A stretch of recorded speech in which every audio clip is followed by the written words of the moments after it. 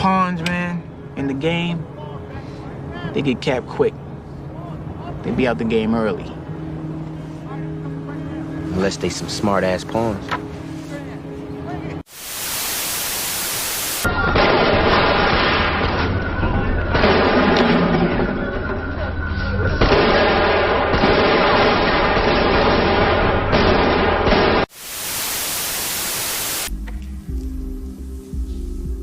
This is not meth.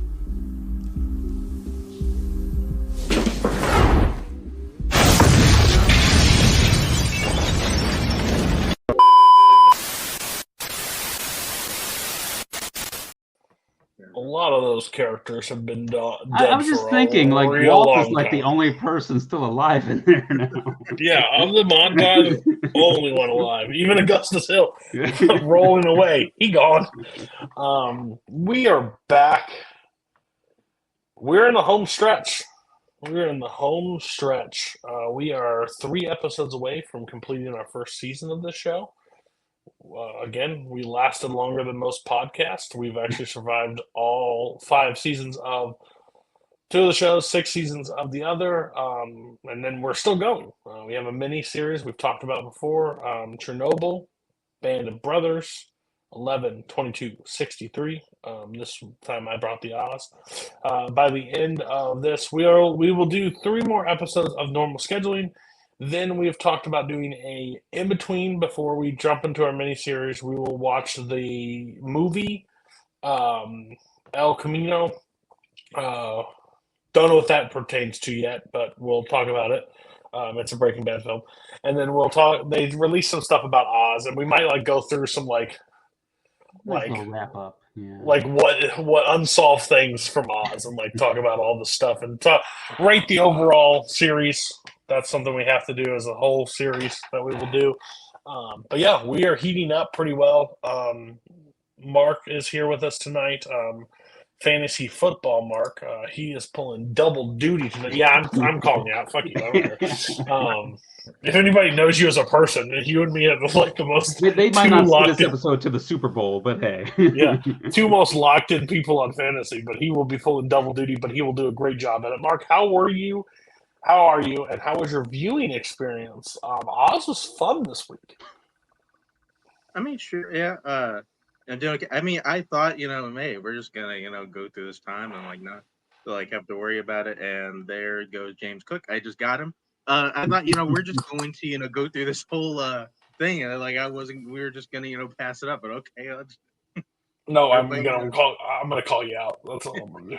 And I hope you're gonna give us updates whenever we let us know who you get. I hope you have a visceral reaction, and it's something good that happens in the show. But what the fuck? Well, it looks like this. Hide it. Now I don't have to hide it. No, this show we don't hide things. I wish Oz would have hid some things from us.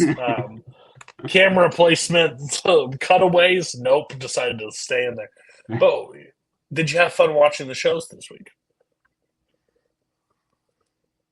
Oh, so me, yeah. Yeah. You're talking about James Cook. We're talking about shows. We have a job to do, Mark. Anyways. Next up, Matt, the Oz expert. How are your season 6 ain't making your job any easier, I'll be honest with you. I don't know. It might be a little bit easier than the last couple seasons. At least things are happening. I'll there say is that. Things happening. Correct things? Not sure. We're spending a lot of time with some characters that why?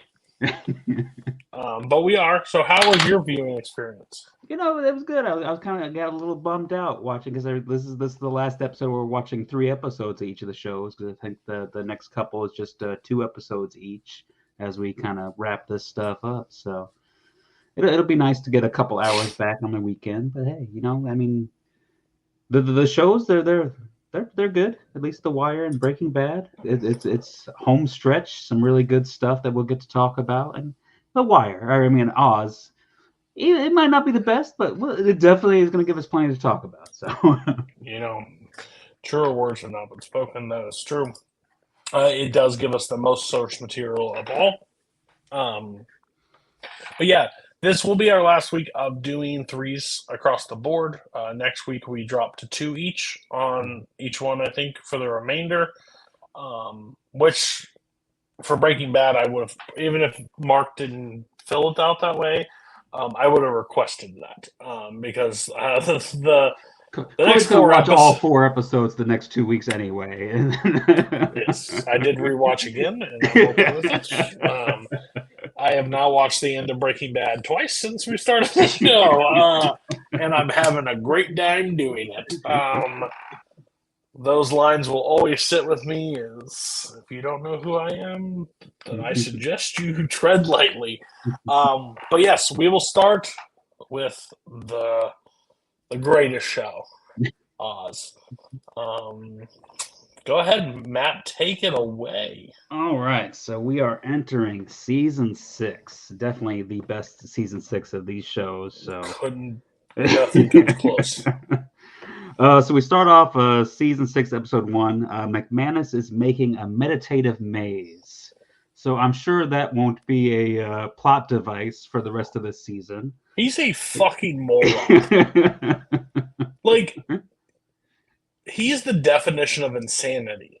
Like, he might not do the same thing, but he expects like these people are gonna wake up. Like, where's this located? I've never wondered. Like, Oswald is what part? Where's it? Do we know? I think it's like East Coast, because I mean it's had like snow and stuff. So I would imagine it's like East Coast. So it's somewhere. Yeah. If there are more dangerous criminals, they don't get sent anywhere besides Oswald. And to put them in a maze that are not actually walls, wild. And you do it on the basketball court where people just want to play basketball, and you think that's not going to start fights. Stop. You're on the maze. Dribble your way out, buddy. He's a fucking moron. But yeah, we find out that Hill wrote a book, and he left the manuscript to be open, I think, 6 months after his death. And so McManus shared a copy with Redding and Saeed, so they're going to read that. When did he do that? How high on heroin was he when he wrote that? Or was it before writing it for years? So. Yeah, before his mother died. Like, he knew, like, he put in the thing with McManus of, like, I think if you're reading this, my death did happen, blah, blah, blah. Bitch, shut up. That is true, because he pretty much got right out of the hospital last episode and then got killed, like, immediately. So, and they've done how many, like, strip downs and stuff, and we haven't found them. We haven't found the manuscript one time, like, at all.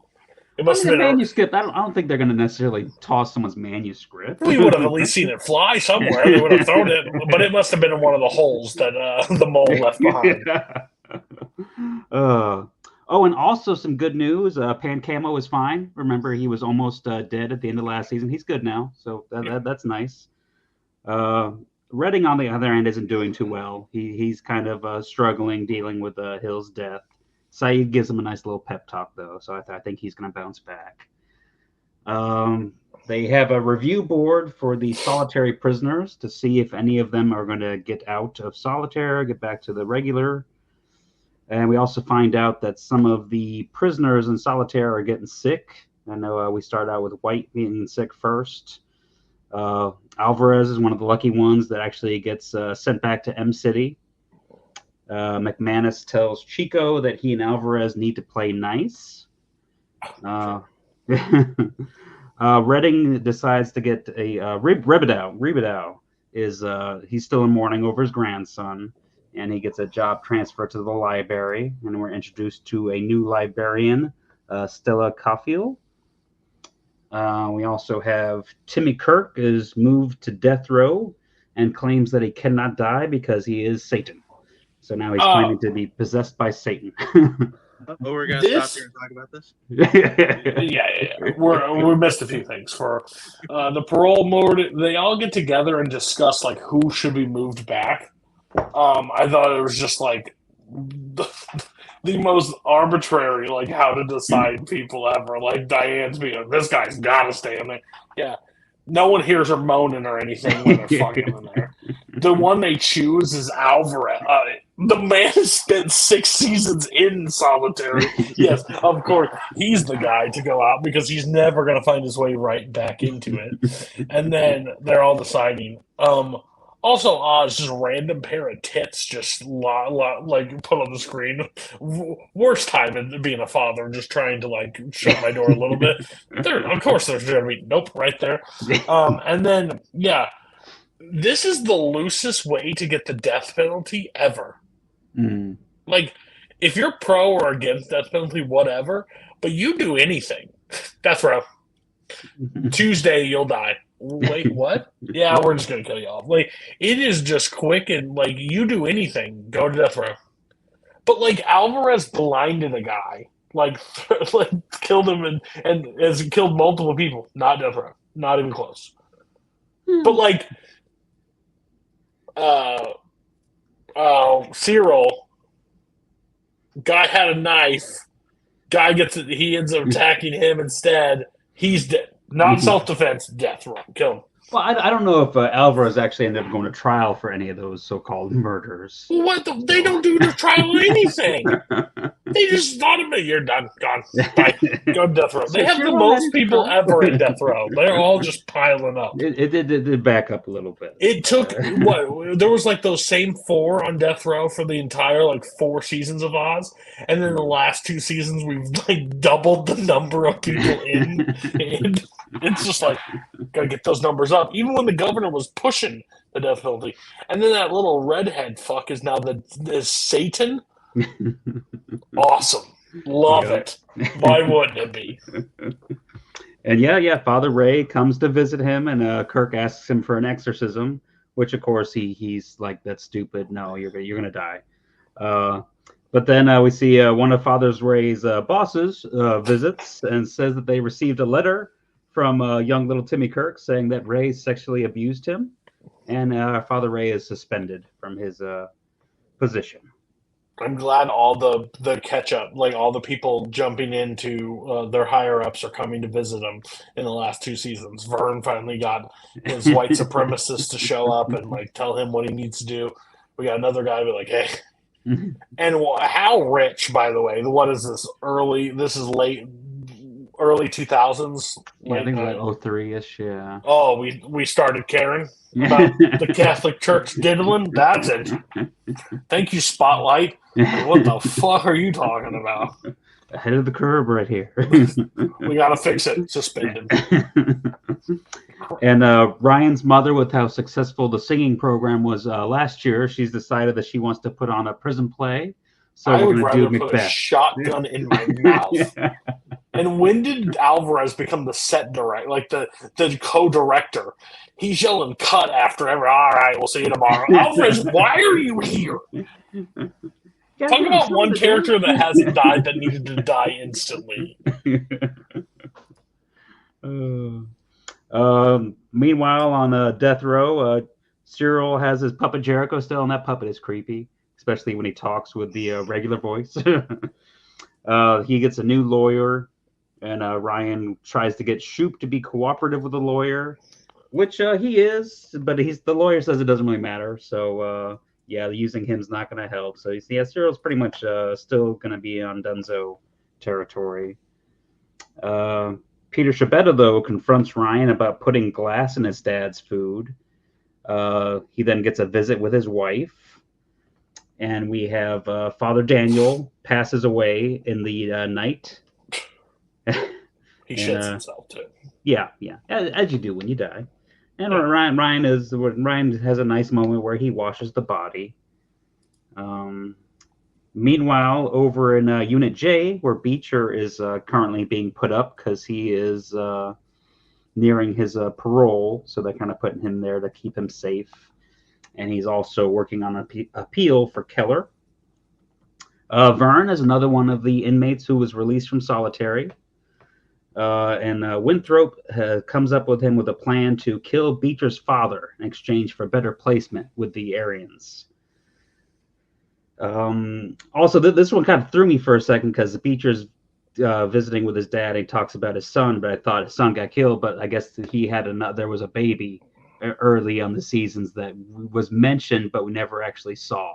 So Beecher still has a daughter and a son. So that I had to look that one up because I was like, I thought his son got killed, but yeah. Who's So pregnant? yeah, no, I think she like had like a baby like right before he went to jail, I guess. And they mentioned it once. They do a apparently, real in, good like, job of telling yeah. us that. Then I would have told him to quit crying. He's got another one. Yeah, yeah. And then after the visit with Beecher, Beecher's father is attacked and killed when he was visiting Keller. So that poor guy is gone. And then the prison is put on lockdown due to some riots that are being caused by Mayor Wilson's trial. And that's kind of how we end the episode.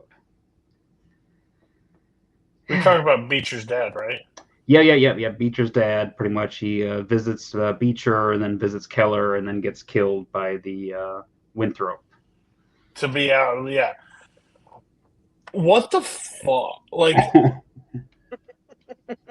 I will say, though, they did show a guard kind of walking away. So there was a guard that was either paid off by the Aryans or who was working with the Aryans. So that. but can you explain why he's African American?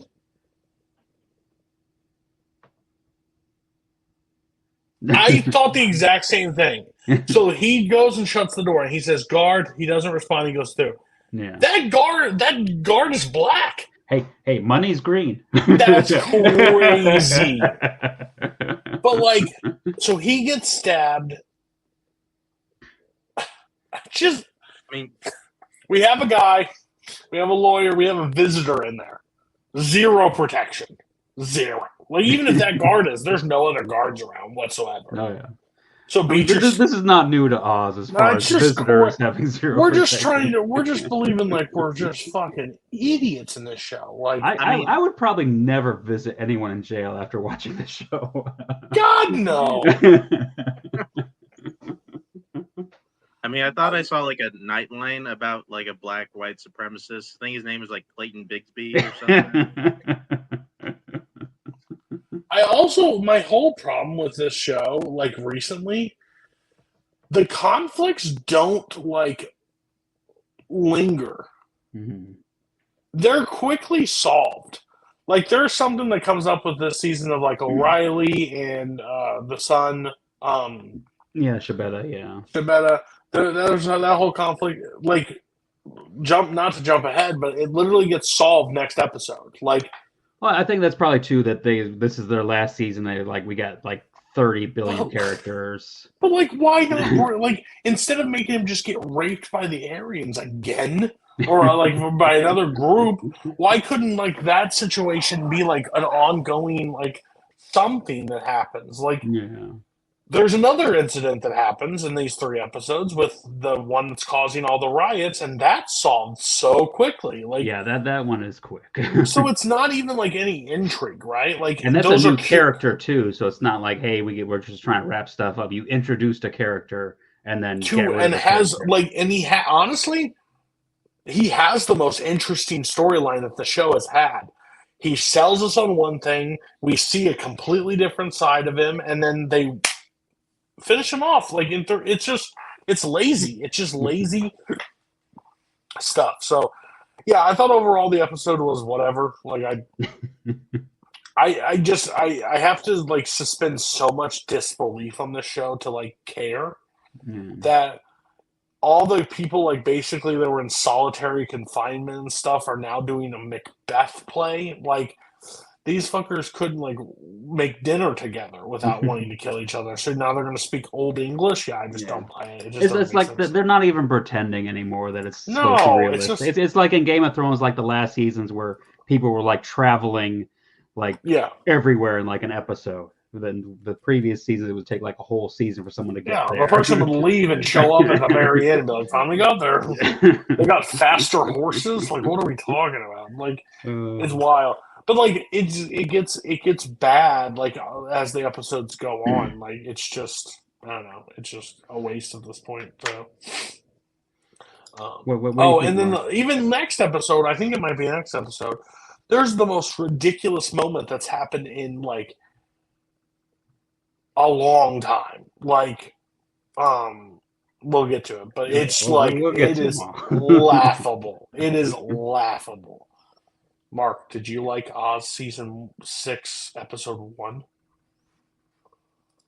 I mean, it's like whatever. I mean, we talked brought the McManus thing. I mean, maybe some things got better. McManus sure as shit didn't. I mean, like, you bring up the conflict too, and like, I thought was funny was bringing Alvarez at least back in M City. We at least maybe have something to go on Alvarez, and then they decide, oh, we're actually going to end the beat between like him and Guerrero. Like, what are we doing? Like, that's been around since season 3. It's the fucking last season. Let's just do something with that. And like, nah, we're just tired of doing this. We're cool. Like, I don't even remember why he was in solitary. The last thing I remember was him like training the dog. oh, it's because he attacked that parole hearing guy. Oh yeah. He thought he was going to get parole. No, because they all wanted us to believe that he was up for parole. Oh yeah. And then they started listing his accomplishments of what he's done inside Oz. He got angry and jumped at him because they weren't accomplishments. They were more brutal kills. And the only thing of noteworthy is he trained a dog to be bilingual. Congratulations, Alvarez. You blinded to be fair, the guy. that was probably hard. You blinded the guy. You blinded the guy that you gave the dog to. All right, so moving on, I guess, episode 2. We find out that Beecher's parole board meeting was postponed due to the lockdown. And we find out that Mayor Winslow has been found guilty, and they brought him into Oz, and they put him to Unit J because the governor warns that he must be kept safe. So with that, lockdown is over. We couldn't put the people visiting Oz throughout the seasons all in J, but we did have it. Got it. Then we go to Unit J, and Beecher actually saves the mayor's life when he's choking.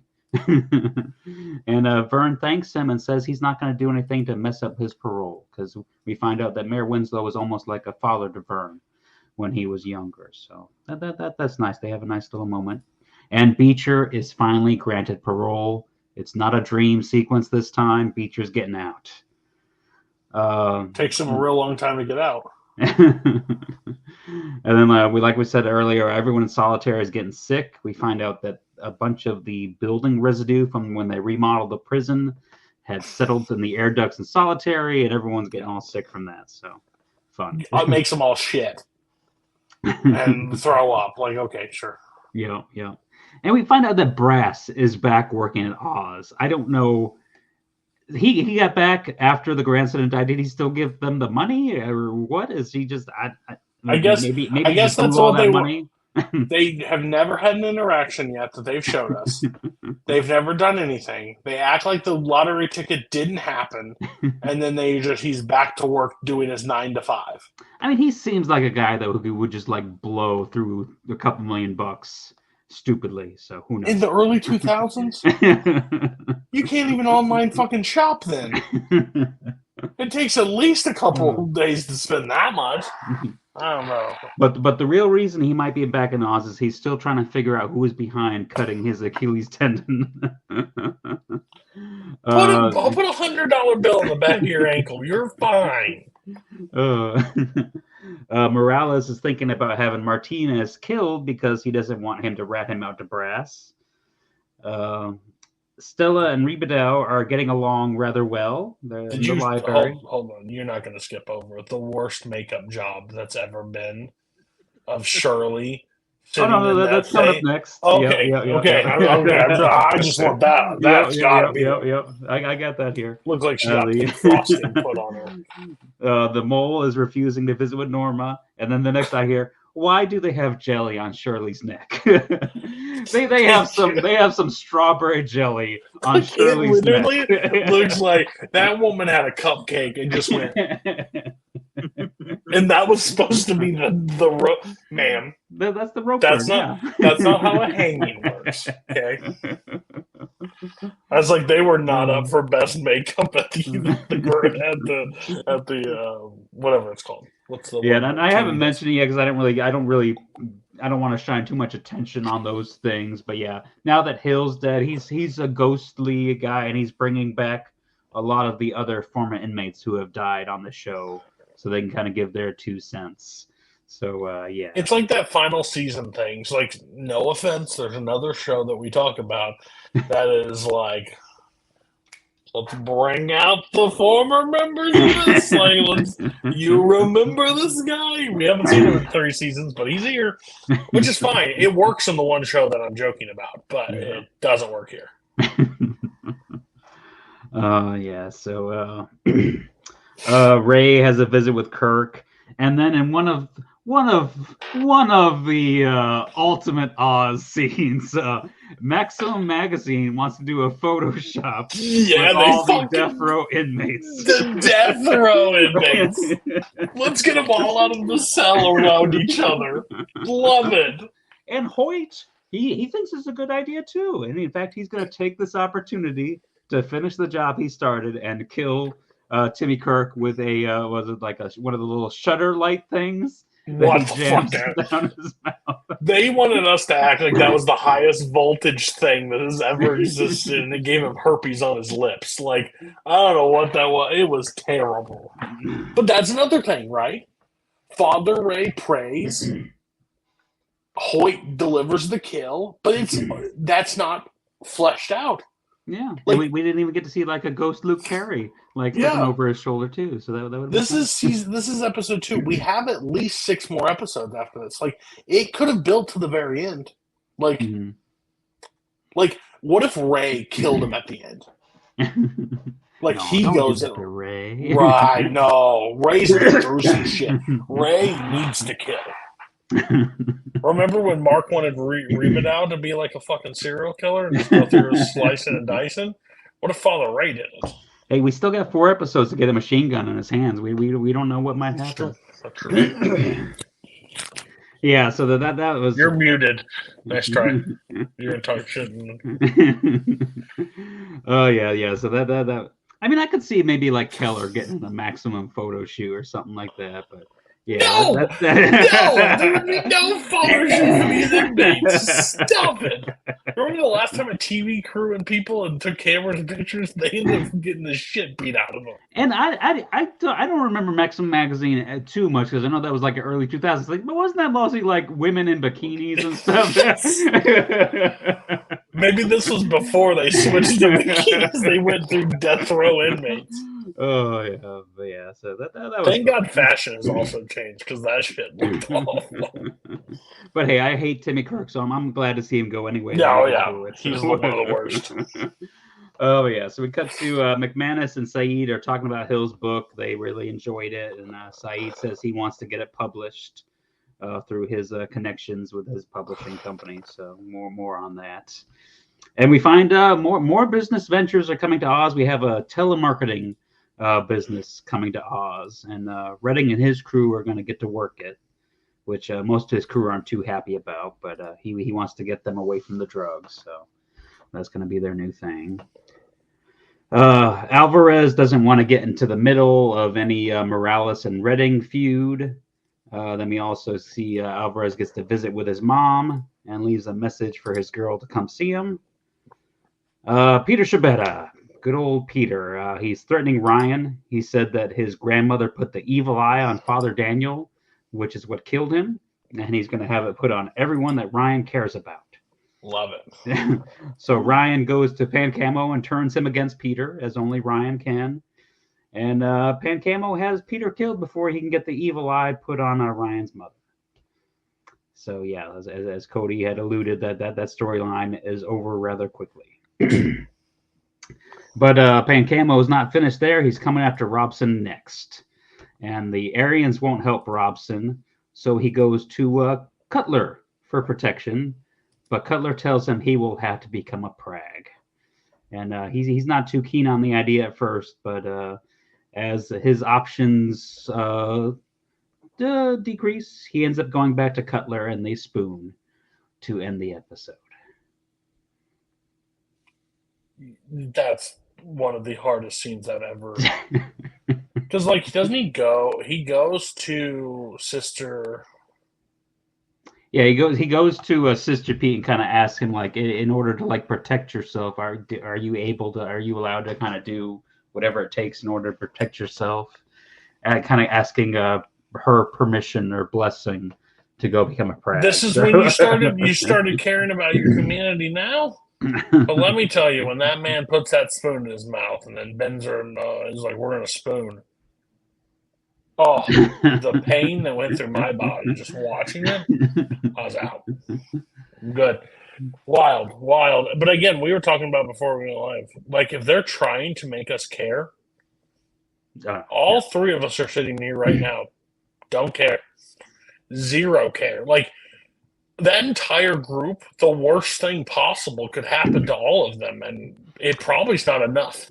He's getting off pretty light compared to some of the stuff he's done. So. Like, fuck him. Like, he's awful. Like, and the only reason he's changing or trying to change or do, like, make us try to feel bad is because his group, the racists, decided to kick him out because he has black gum. It wasn't like he went and said, "You know what, guys, I'm giving this life up. I don't want it anymore." But then his life's threatened, so he has to go back and do the thing. No! He has nobody. The one thing that they don't even try, which I understand why they don't try, but like he doesn't even go to McManus and ask to be like transferred to M City, like get away from the group. Nope, I'm just gonna live in it. So enjoy your life. And then they're trying to make that one guy because he killed Beecher's dad. Like he's been able to take off the makeup and become like, buddy. I hope you die soon too, because I can't stand you. You think you're a hot shit talking? Like fuck you. Like no. But yeah, he did what he had to do to survive. So. The next day after this, I ate my cereal with a fork. I just went on the record of that. I couldn't even look at a spoon. I was done. Was there milk in it? Milk. I need some milk. Mark, what do you think? It's like whatever. I mean, we're doing a fucking photo shoot in Death Row because we thought, oh, it'd be a fun thing for the Death Row people to do because they deserve it, I guess. Like, what are we doing here? Like, it's good PR for the prison. I pick up a Maxim magazine to see Hoyt, like in like his do rag, and like let's see what he looks like in a suit. Like, I mean, that kill was cool. At least, like, I hate stupid Timmy Kirk. At least he's dead. But whatever. Like, I just like I don't know. Like, I mean, yeah. And then there's a spoon. What's with like this guy like just doing like really uncomfortable scenes? Like he ended off last season trying to shave off his gums, and then he gets a spoon shoved up his ass. Like what? Like he's got both ends taken care of now. What's in store for us for the next 3 episodes with the Robs? And also, he got like the tip of his dick bit off like the first time we met him. If this guy wasn't so bad, I would almost feel bad for him, but no. Oh, do we have a draft update, Mark? Yeah, there's a lot of Chicago people in here, and Cole Kmet was taken in the 4th round. Ooh. A lot of upside there. A lot of upside. They don't have many targets. So I took Kyle Pitts a couple picks before, and then he goes and gets Cole. He could have waited a long time. Like, I don't know what he's thinking. He could have probably. I wish you luck with the Kyle Pitts curse. I fell for that a couple years ago. Hamstring issues, week 1. Just all right. All right. So on to episode 3. Beecher visits with Keller. They have a nice little moment. Vern visits with Mayor Winslow. They do not have as much of a nice moment. The mayor isn't very nice to Vern. Kind of makes me a little sad. And this is what I want to bring up. It's interesting because they introduce a character. He's in there for like hiding like the death of 2 African American girls. Yeah. The community is rioting, whites versus blacks. And you don't really know which way he sits on the fence on it. Like, is he framed? Is he not? Then we learn real quick, like, he is a part of the Brotherhood. Like, he is fully, like, Vern, you're worthless. Like, you're nothing. Like, just dog plays him down really quick. Where Vern was really willing to do anything for this guy. And he just, basically, his ego gets so much of him. But it's such an interesting character. Because he shows up. He's, like, the life of the party, like, in there for a little bit. But, like, he shows such an anger in this episode that they should have capitalized for the rest of the season. They squander it, obviously, at the end when we talk about it. But it's like, I was, like, on board. Like, when this guy, I was like, wow. Because we haven't had a character that, like, almost commands the screen when he's on and Oh, yeah.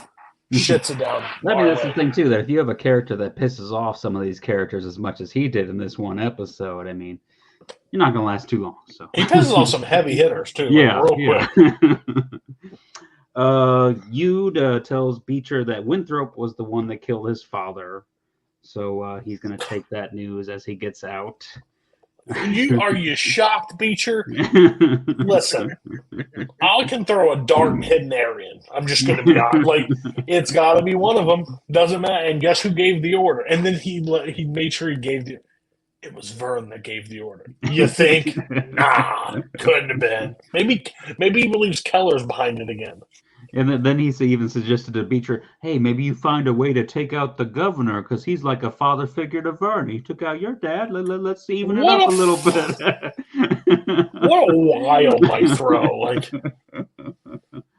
but yeah, then we have a scene with the Mayor Winslow meeting with the governor, and he's not nice to the governor either. He's pretty much mad at him that he's had to go to jail at all, and that he didn't get him out right away, and kind of threatens him a little bit that he like knows things, so he better knows get where him the out. body. He knows where the bodies are buried. Yeah. So, and I don't know if it's necessarily the best idea for a mayor to be threatening a governor, especially when you're in a prison infirmary bed. But hey, the guy's got an ego. So then we see Beecher is finally released. He gets to say a nice little goodbye to McManus and thanks to Pete and Saeed as he's heading out.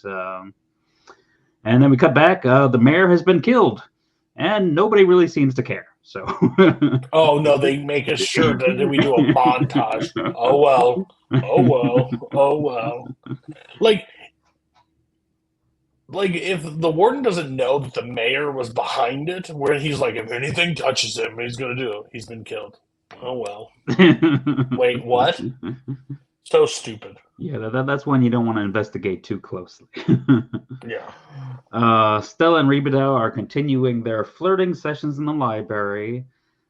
Stella meets with a Pablo Rosa about reading. She's going to try to get him up to speed. She gives the whole kind of story about she had somebody break into her house, and she felt bad for the kid, tried to teach him to read and stuff, and then he got killed. So that's why she's kind of on her quest over here in Oz. Norma visits with Rebedeau and is trying to get a visit with the mole. Robson is adjusting to his new life. Okay, I guess. Pancamo gets the kitchen crew back. Martinez convinces Chico that he won't talk, and he tells Morales, and then Chico tells Morales that he needs to do it himself because he's not going to kill him. So Morales hasn't killed, so yeah. So that they take care of that. Martinez is gone. But Dr. Nathan is going to do a full autopsy. She's going to try to get to the bottom of it. Leo holds a press conference to announce the toxic elements that made the solitary prisoner sick before she can do her autopsy. Morales is sent to solitary where Brass cuts both of his Achilles tendons in a fun scene.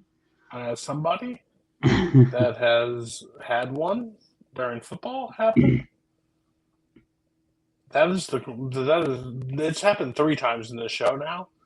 It is the cruelest. Like, you stop it. Like, the Achilles should be off limits. I remember crying almost at the Hostel movie when they did the Achilles in the Hostel movie.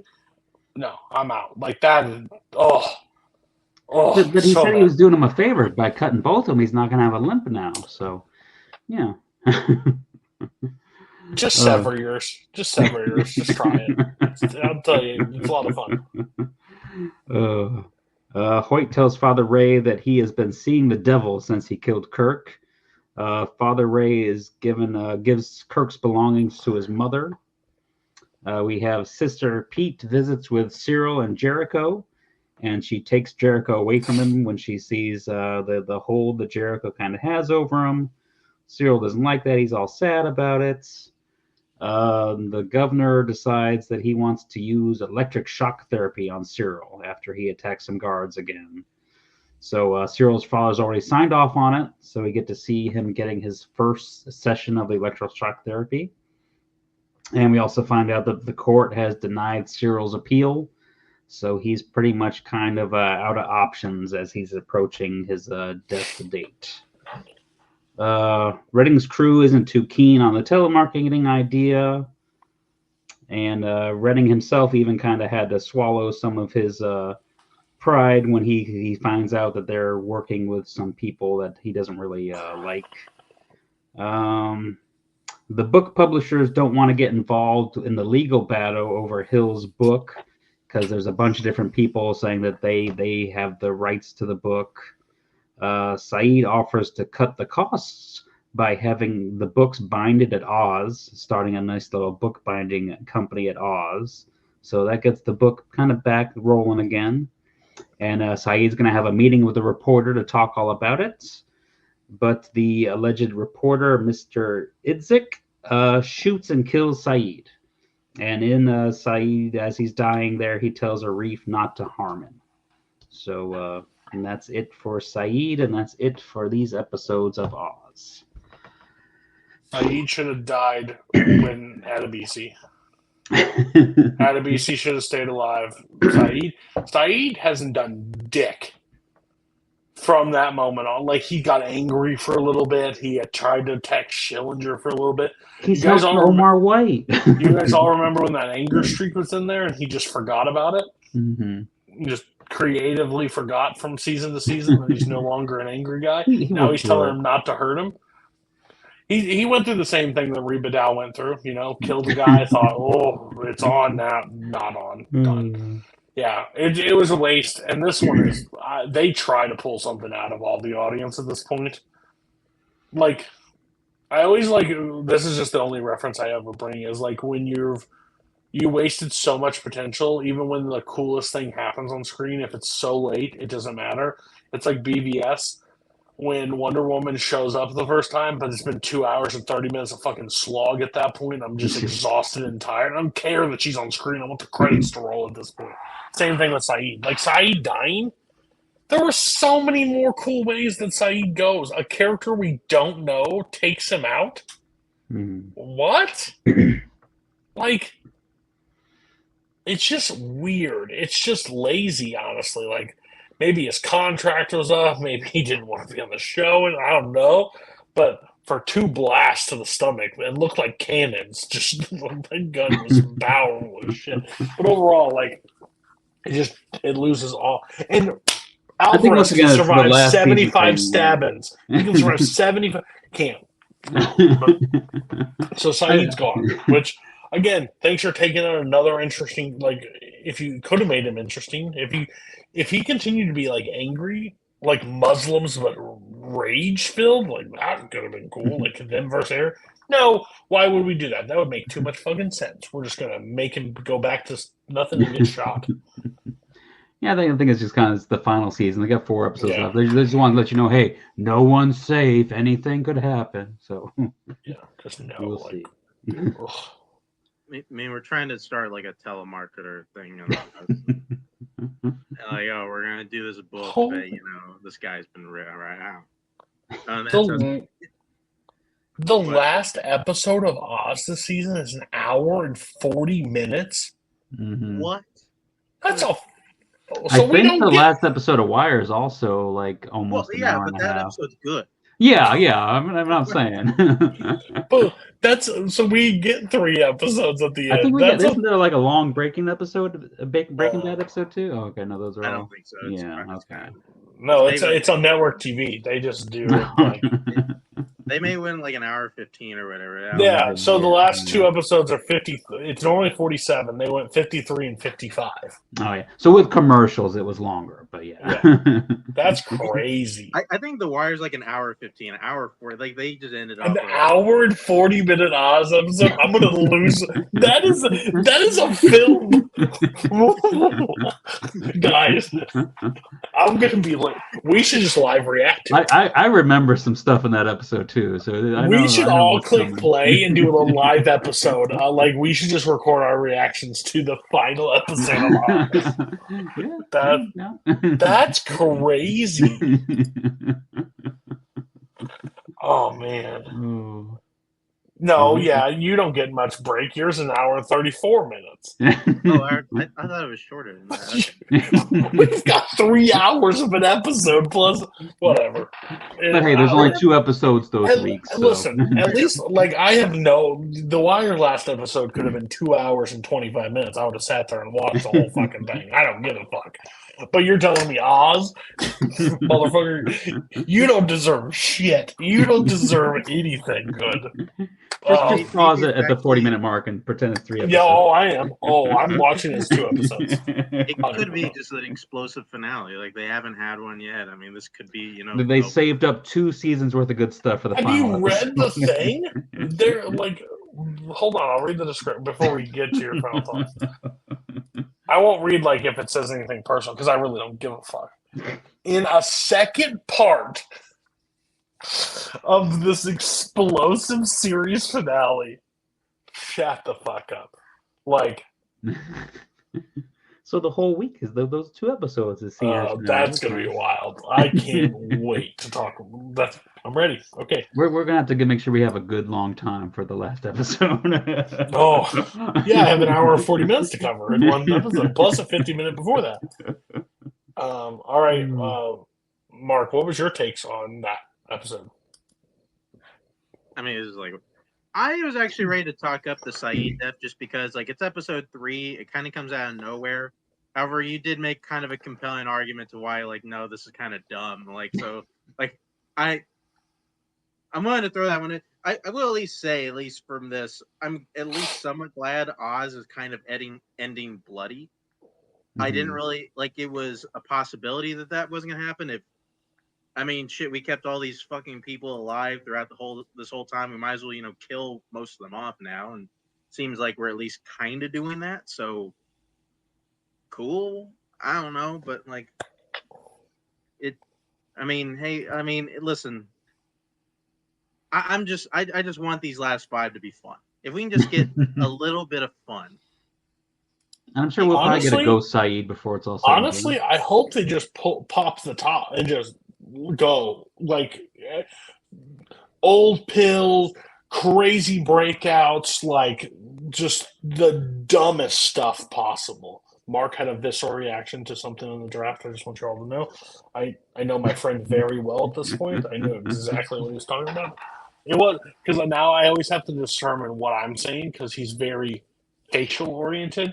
I knew it wasn't anything I was saying. I knew it was draft related, but that's because I know his cue's different. So let's go to the field with Mark for a draft update.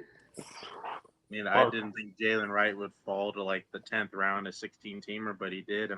Everybody's just going defense a little bit early. I'm fine with that. Whatever. Pretty confident on Jalen Wright. Pretty big season. Everybody look forward to Mark's team coming up in the fantasy league. While we go through season 2 of this show, we will keep you up to date on how Mark's team is going. Better than Oz. Now, Connie, we're going to go to Breaking Bad. Breaking Bad. If you don't remember where we left off last time, Hank knows. Walt knows Hank knows. They're at war. They are left in the garage together. Episode opens up. Old man comes out to his house, gets into his truck, turns on the light, finds $10,000 just laying on the ground. Walks over, sees a car and thing, and a guy that looks like a tweaker just laying on a merry-go-round, like a seesaw, whatever. I don't even know what you call this, but he's sitting there like a kid. It's Jesse. Jesse's looking up to the sky. Breaking Bad starts. As someone who also leaves to work at like 5 a.m., I would be going around to all my neighbors and taking those $10,000 off their lawns. 100%. Whole neighborhood. And I damn sure wouldn't report it. I would be Breaking Bad. Garage door opens. Hank and Walt square off on looking at each other, waiting for the first one to make the first move. Hank lowers the thing. Walt gets in his car, fires back, backs it up, almost hits the car, has a flashback to when, was it Marie that smashed that car? Right? Or is it Hank? Hank smashes the car Hank smashes the car. No, Murray did it. Oh no, Marie no, did. yeah, Marie. Then Yeah, Hank gave the kid yeah, some the little money car. because he Yeah, felt bad. Yes, because Yeah. Hank made sure of it, and then all of a sudden she just made sure she hit it. Mm. Also, I've always hated Skylar. I don't know why, because Marie is 10 times worse, but that's just besides the point. She has a moral high ground too, which I think is funny, but she's also a thief. Like, what are we talking about? He is on the phone calling Skylar. Calls the car wash, says get her on the phone. She's already on the phone, and the car garage door opens. It's Hank getting out of it on the phone, and he asks the question, Skylar, who's Skylar on the phone with? It's Hank. Hank's already called her. She's sitting there, yes, crying, just yes. He gets the car wash. Skylar's gone. Skylar has ran left. Hank, she meets him at a restaurant. There's a very awkward hug. There's a sitting conversation about everything, keeping him safe. Basically, Hank is, again, so hungry to catch Walt that, there's no, kid gloves. He's not acting like this is his sister in law, this is anything. He just is basically at this point trying to use her to just lock in Walt. That's the whole point. Because Walt basically says, as long as if I can convince you to this, I will never stand trial. He's trying to just get something concrete because he doesn't at this point have anything on Walt besides the book. That's all he really has. There's nothing that links him to it. There's no fingerprint. There's no DNA. He has nothing. But he knows it's Walt. But he's trying to find concrete evidence. They're sitting there having a conversation. He basically has putting this song and dance. Skylar's picking up on the bullshit basically because he puts down a recording device, and she's like, "Here, in public." They square up. Oh no, we don't have to. We don't have to do that right now. It's fine. We don't have to. And she's he's like, I'm not doing this. And she's like, Hank's fighting with her, trying to figure out. She makes a scene. Am I arrested, Hank? No? Okay. Leaves him. So she leaves. Huel and what's Bill Burr. Bill Burr? Bill Burr. That's what we call him. I don't even know why we think of the other. It's Bill Burr and Huel. They are at the storage device to get the money, but Huel says, "I never spent on it." He basically he's got to do it. He's never laid on money. He's going to lay on the money. He lays on the money. They're both just sitting on there. They're here to collect all the money for it. We cut to Hank. We cut to Walt talking to Saul about the situation, figuring out a situation. One of the best Saul Goodman moments. Could think of Belize. Belize? What are you talking about? Well, take a trip, gone for. Are you crazy? All right, family, off limits. Got it. No issue. He's like, you just had a history of this lately. It's worked out for you well recently. I just didn't know if you'd want to. Gets the barrel. It's really funny. Walt's going through getting all the money in the barrel. He definitely doesn't know how much money he has. He looks, he's close enough, and looks back, and Huel and Bill are they know they took some off the top. But he ends up taking some money out of one of the barrels, giving it to Saul. He's like, this is the money for me. This is for your fee, all the stuff. I need this in case I need an emergency. He drives out to the desert, and basically Marie is calling Walt to try to talk to him about the situation, but not getting anywhere because he's out in the desert. One of the hardest scenes to watch of the series, Marie shows up to Skylar's house to talk about the situation. Marie's hitting him with all the things. Skylar's really not giving any information because where she has picked up that Hank doesn't have anything on Walt. He just has the assumption that he is Heisenberg. That's all that there is. But she asked, did you know about this during Hank's shooting? Was he doing this while that was happening? And she turns and says, I'm sorry. And she gets smacked in the fucking face. And then fucking Marie, crazy bitch she is, tries to steal the kid. Just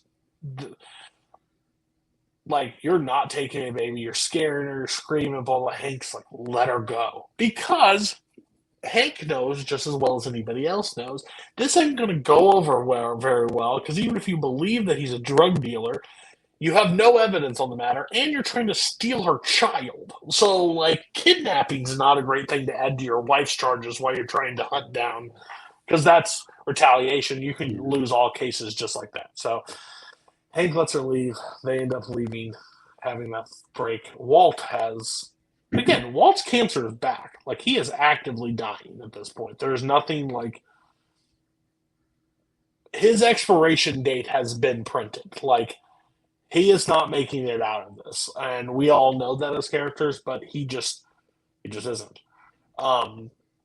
Walt digs this giant hole, puts all the barrels in it himself, has nobody else, has the exact coordinates of the thing, puts it on a lottery ticket, just the sequence of numbers down to let him know exactly where it is. It's honestly one of my favorite scenes that happened next. Skyler is talking, like trying, like I didn't say anything, like scared of Walt at this point, like basically doesn't know, like I didn't do anything, like I didn't tell him anything. I know you knew I was on the phone. None of this stuff happened. I promise. Walt's sitting there just getting undressed because he's literally dug. We see him drive out there. It's daytime. He leaves at the darkest of night. Like he's been digging all day long in this thing.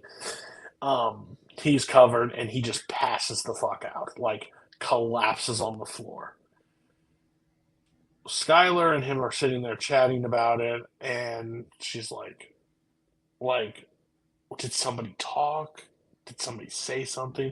And he's like, no, it was me. Like, the mistake I made, like, it was me. And then Skylar says something very interesting and goes, he doesn't sound like he has anything truly on you. Like, the way he's talking, he just doesn't. And he said, he says he'll turn himself in if he just does one thing for her. Never, like, use the money. Don't ever give up on it. Like, and that will happen. Like, that's where it's at. Of course, we know who Walt is. Walt's not done. Like, Walt's not giving himself. And even if he was, Skylar's smart enough to know that if he turns himself in, she's not getting that money. 100%. Lydia and crew meet up at the underground meth lab, talking about the product type. Lydia's down there. The other group hears some commotion upstairs. They head upstairs. There is gunfire that rings down, all the stuff. The hole opens up, and Todd is up there. They basically killed all the other guys. So now Todd and his uncle are going to take over the meth operation for Lydia's crew, and they just basically cut out the middle person. They're lowering the house, the group. And yeah, which only pick side. I kind of wish I saw the gunfight. I know I don't have to see the gunfight, but I kind of want to see the gunfight.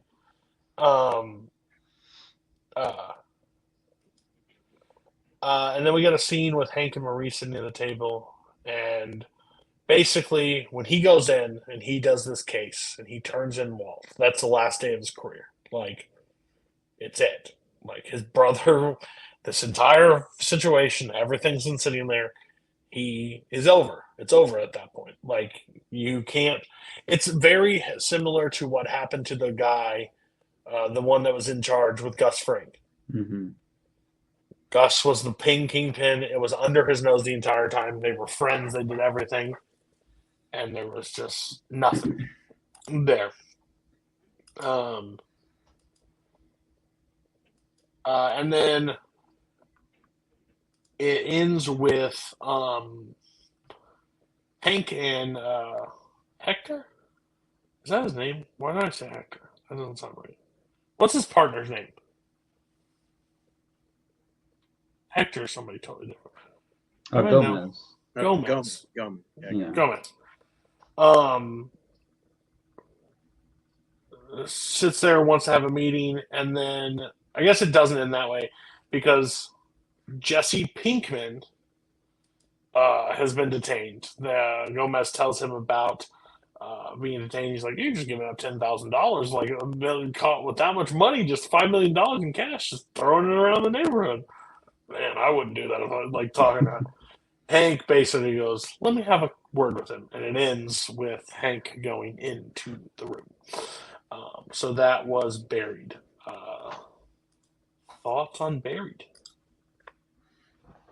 I mean, it's a solid episode. It's got a lot of good stuff. I always like Huel and Bill Burr. They get to come in and be a nice little comic relief as everything else is kind of spiraling down. And then kind of getting Skylar kind of deal with everything. She's kind of in it at this point too. Marie kind of trying to protect the family, even at the rationality is kind of out the window for her. And then, of course, Hank just trying to pull it all together and figure it out without it all falling apart. And then you kind of get a little tease at the end there about, I know Jesse's not too big on Walt at the moment, and we know Hank isn't, so maybe they might be able to work something out. Mark? I mean, yeah, like it just gets the ball rolling pretty quickly. We're starting right where we finished off that last episode. And listen, even though I've kind of been that guy that brings up the, Skylar isn't actually that bad type of argument, I will say, like, she does have like a bit of like an unlikable moment here, especially like where she's sitting there with Hank and like, listen, this is your out. Like, if anybody's not going to go too hard on you, it's fucking Hank. I mean, he's the one that could probably help you out of this. And you're kind of acting super defensive here. And like, you've been like clearly not on Walt's team for a while. Like, this is like your moment to, get out of this. And she just doesn't. Oh yeah. Like, I mean, she's already kind of in it at this point, so I don't know if she's got it now. And she's kind of especially broken the back. point where he tells her, "No, you don't need a lawyer. I got you. Don't worry about all that." She hasn't killed anybody though. Like, she hasn't done stuff to the extent that Walt has. Like, she's still facing. Well, no, she would probably enter a bargain deal to get out if she turned over Walt.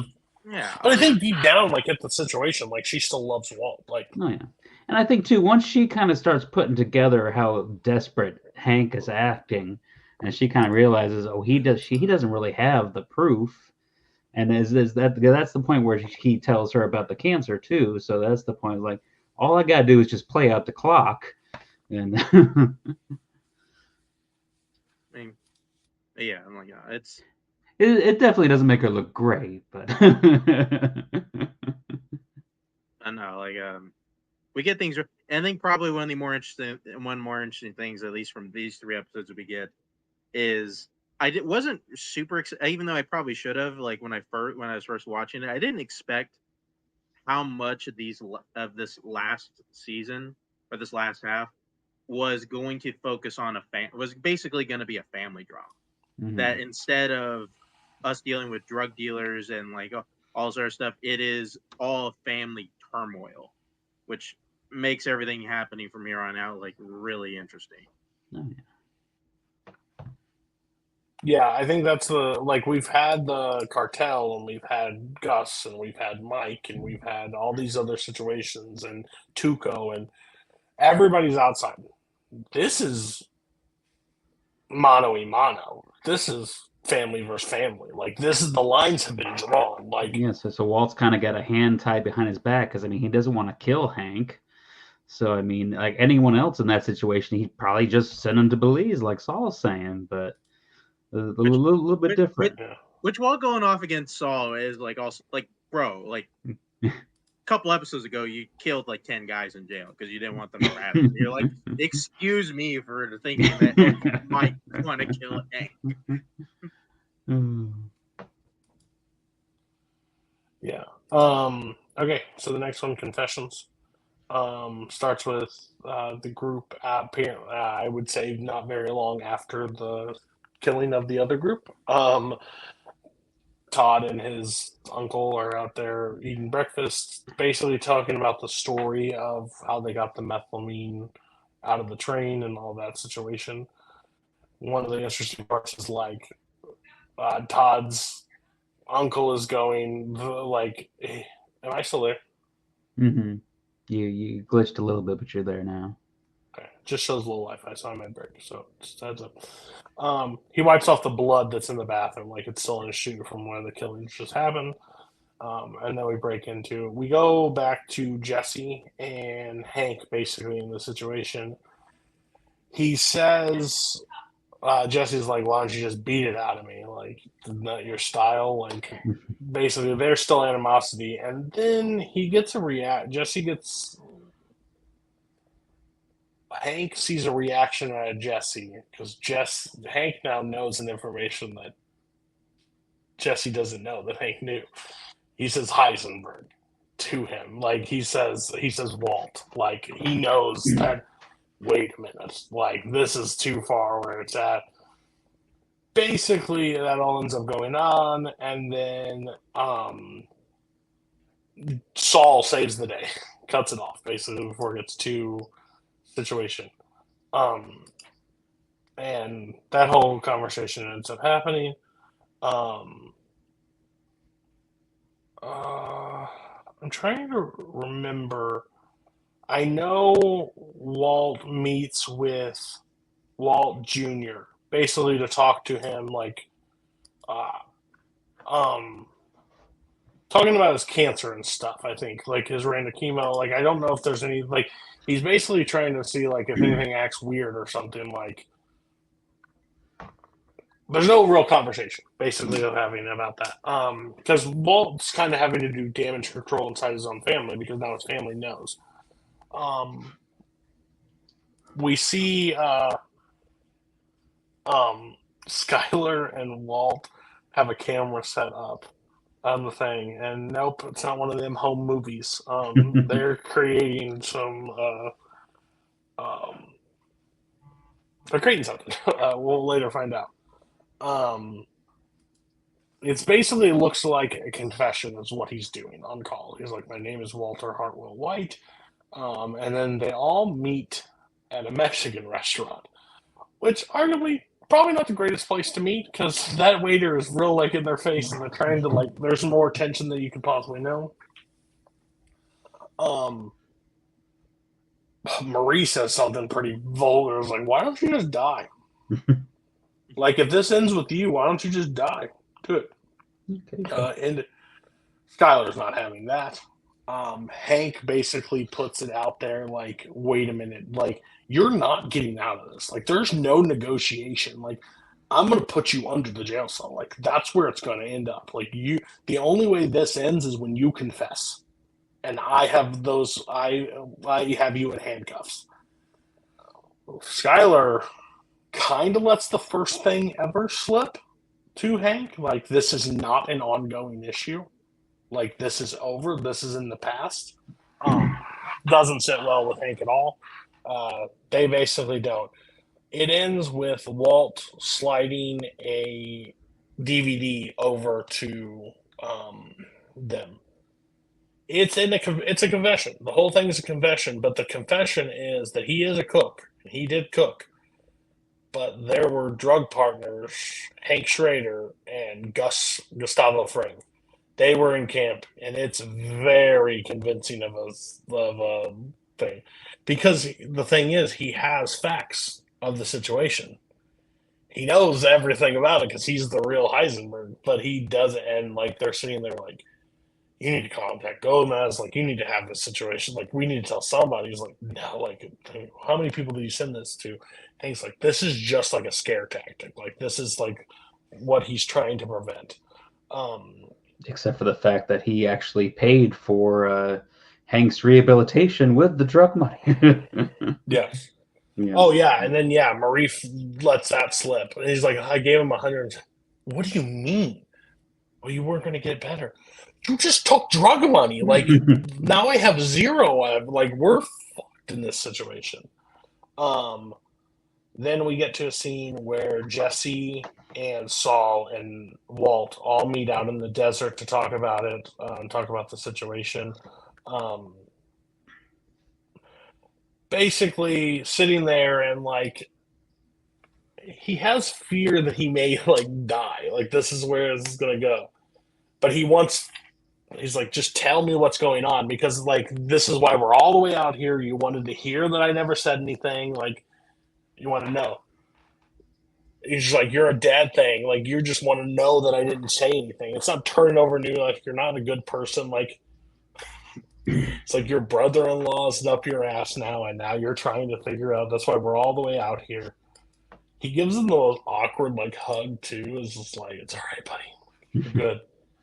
Yeah, Jesse definitely sees through everything with Walter this time. 100%. There is a hug. There is a situation. They're all sitting there. We all know that Walt is only talking to Jesse out in the desert to find out what he said to Hank. Like, we know who he is. There's no real care for Jesse at this point. He doesn't give a shit. It's just, it is what it is. The confession and everything. So Walt's still working at the car wash doing the stuff. He's like, hey, I got chemo in 45 minutes. Can you take over the thing?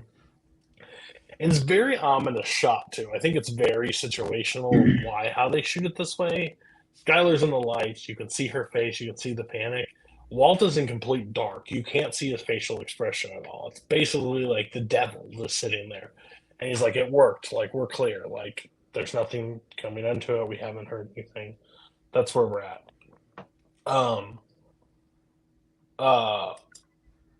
We go back to Jesse with Saul, basically going to get him a new life.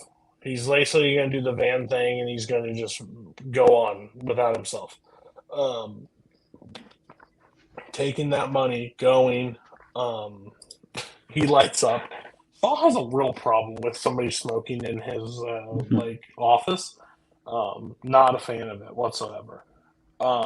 And they have this whole thing. So they basically are setting up Jesse with the getaway service, the vacuum cleaners. He's going to be gone. He's sitting there waiting for the van to pull up. He opens up his cigarette and notices that the rice and cigarette is gone. No, because he's looking for the dope, and he realizes that the dope was gone. Yeah. And when he's looking in his other pocket, he realizes that Huel lifted the dope out of his pocket because Saul told him that if he's high, the guy won't take him in the van. Oh, right. Yeah, it's not the... And that's when he kind of puts together, he remembers the cigarette. Yes, yeah, sorry. No, so yeah, it's similar to the situation that Huel lifted it from him last time, and now it's done it again. So now it's pulled full circle. It was never Gus Fring. It was Walt. Walt set the whole thing up, and the van pulls up. They walk the opposite direction. Jesse comes in with a gun, beats the shit out of Saul. Basically is like, it was you. Like, you did it for him. Like, everything's for him. Like, just in his face. Walt still has some crime in him because he goes to the soda machine, pulls out a frozen like revolver out of the thing. Like, he knows something's coming up, and we see a car squeal up, gasoline getting poured inside a house, Walt's house, and Jesse's pouring it. Jesse's gone. Jesse's done with Walt. This was the final straw. Motherfucker, we're so close. Like, for Jesse to be gone. Jesse may regret that decision of just not leaving. But it is what it is. What's your takes on Confessions?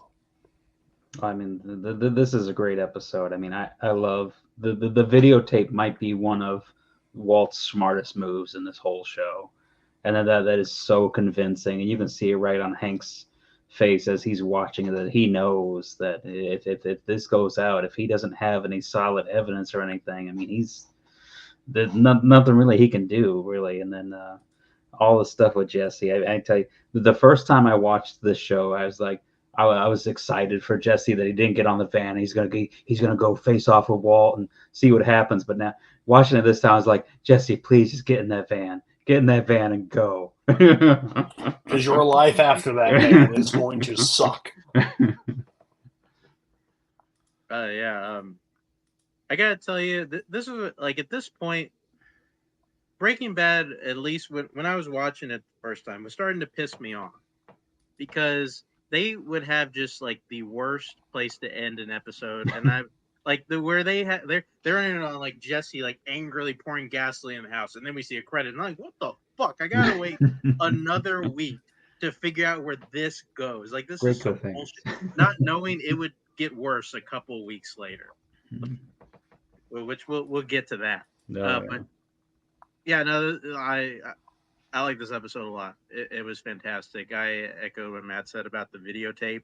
It really is just this honestly feels like what a worse show would have done like a season ago to kind of put everything at a stalemate, but instead we're just kind of throwing it in here at the end.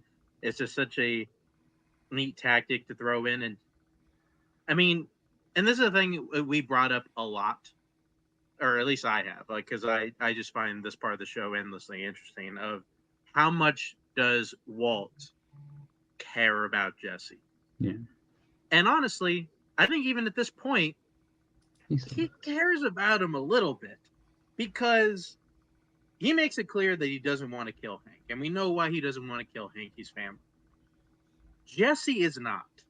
Jesse at this point is just a completely expendable thing that would only put him in prison. Like having Jesse around serves no upside, or the possibility of him coming back serves no upside.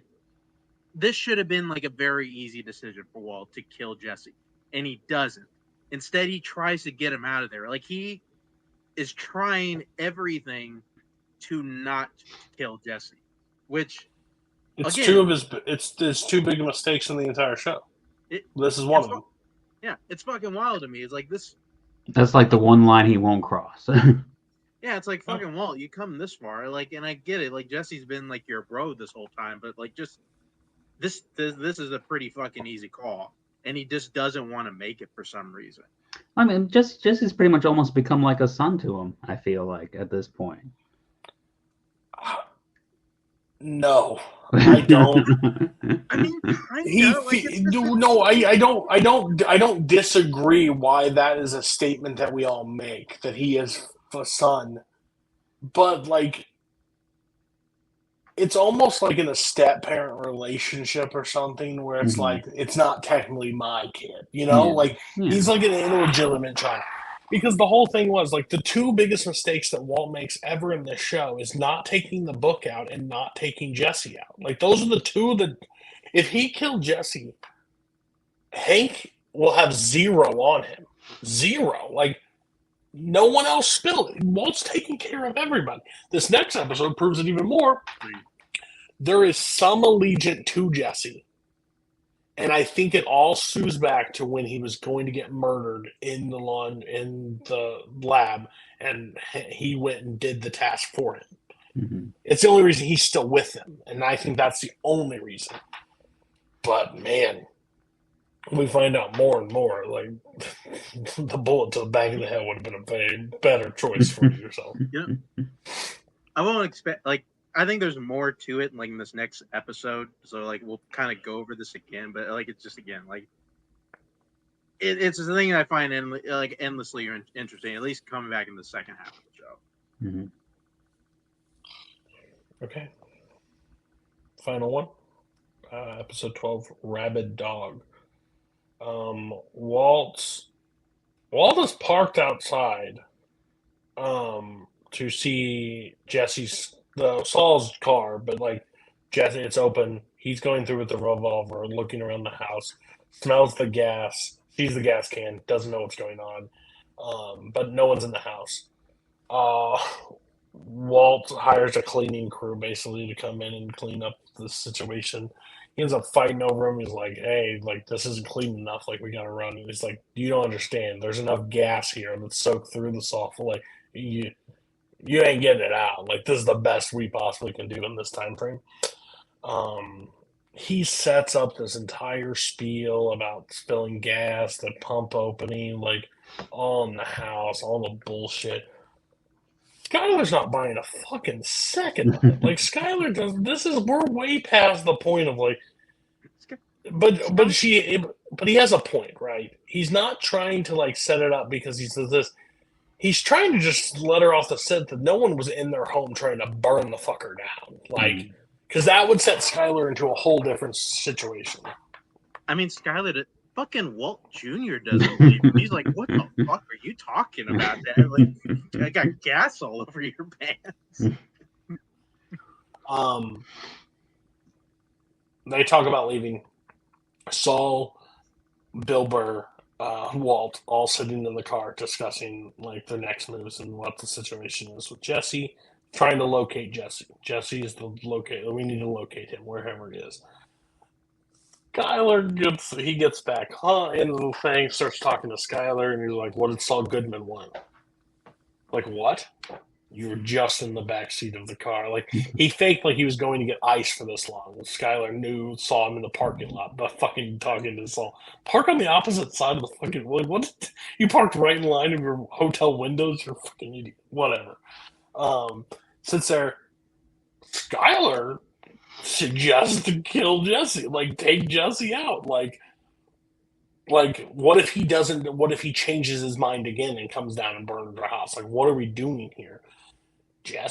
Walt is basically, do you even understand what you're talking about at this point? But like, she's making sense. Like, if he's the pin that could unravel all this, let's just remove him from the situation. Walt won't do it. Walt refuses to take him out at the situation. We cut back to the house and we get to see one of the most memed moments of all time from the show. But we get to see Jesse at the house dumping gas when Hank shows up and intervenes to take him out of the house. Basically, he's like, "You want to know that he poisoned an 8-year-old kid just for a move?" He's like, "Walt's a bastard. Secret's out. Like, we get it. Like, secret. Like, we're there." And then the most meme, "I can't keep getting away with it. I can't keep getting away with it."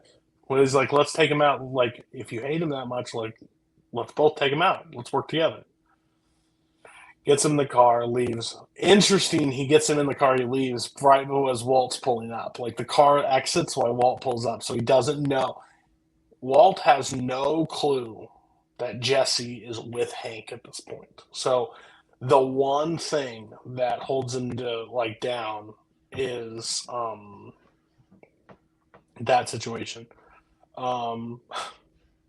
Marie gets home. She goes to therapy, right? I think that's the scene that happens. But when she gets home from Hank, Hank's got her bags packed. And basically was like, "I need you to go somewhere. I already booked you a spot, booked you all the situations. Like, get out." Why? Because we have a guest. Jesse Pinkman is at Hank's house, sleeping in the house, passed out. And basically, Hank goes through Jesse's stuff, finds the phone, finds the burner, here's the conversation that Walt left. Like, let's talk about this. Let's clear the air. We'll clear it. Like, done. So Hank now has a little more information than he did, more evidence, and sits there having a conversation. Jesse playing house basically in the house, like walking around, like talking to Marie, getting coffee, like he's a fish out of water. Can't believe he's in Hank Schrader's house at this point, about to spill all the dirt possible on Walt. He's like, "Do you believe it?" Like, he's sitting there with Gomez after the interview, like, "Do you believe all of it's there? Like, do you buy it?" He's like, "I don't know. It's hard to pin on any of it." Like, It's a lot of crazy stuff. Like, why wouldn't it be the situation? But he's like, maybe we can catch him in the act, like in the situation. And he plays the message to Jesse, and he's basically going to use Jesse as a pawn to get Walt to meet him. If he gets Walt to meet him, he can link him up. Basically, he's got the case. It's locked at that point. They end up bugging him up. They end up talking. Jesse's like, they call on the phone. Walt's sitting in the middle of the thing, like no issues, waiting for thing. The funny thing is, the move was so close to being closed. Jesse's walking towards him. He gets close. I would say a guy that Hank or that Walt would most likely use as a bodyguard or anything is standing there. He breaks off from the group, loses the sense of communication with like Walt and them, and basically gets on the phone to Walt and goes, "Nice try, asshole. Like it ain't working." And he's like, "Jesse, like let's talk. We can figure this out. Like there's no issue there. Like no problem. No, not happening." Walt is fucking. Walt's pissed because it didn't work, but Hank's even more fucking pissed because he's like, "What the fuck?" Like, and that same guy that he thinks is getting to him, like, walks up and picks up his daughter and like walks away with him, like, and the Hank They do that great squealing. because they have Walt walking towards him like you think he's gonna go talk to him, Yeah, and he just walks right by him. You know. yeah, and Hank's squealing that fucking car around to get him. He's like, "You fucking bastard!" Like, why he's so mad. Again, it's the fit that he has, so much rage in him for this. Jesse basically tells Hank there's a better way to get him. Like, this isn't it. I have a way to get him. And he's 100% correct when the situation does, when we find out next episode. But, like, there is a way. And if you're watching the show at this point, you know exactly the only way that will draw him out. But, yeah. Uh, the episode ends with Walt on the phone, having a conversation with Todd. I'm assuming, yeah. And he's like, "I might have another job for your uncle," and which we all know what that fucking means. He's tried. He was cleared for a while. Jesse's now public enemy number one. Now that he knows that he's working with like he has that suspicion something's up. Yeah, it's either him or you, and he's always going to choose him. So, yeah, that is it, and we are about to enter like the most intense 4 episodes left of the show. Arguably, again, agree to disagree, whatever. I think these are the 4 best episodes, like leading to a season finale, like or 3. I think Rabbit Dog is fantastic, like leading to a season finale. And arguably, next episode, I could spend the entire episode talking about episode 14. I think episode 14 is arguably the best episode of TV history.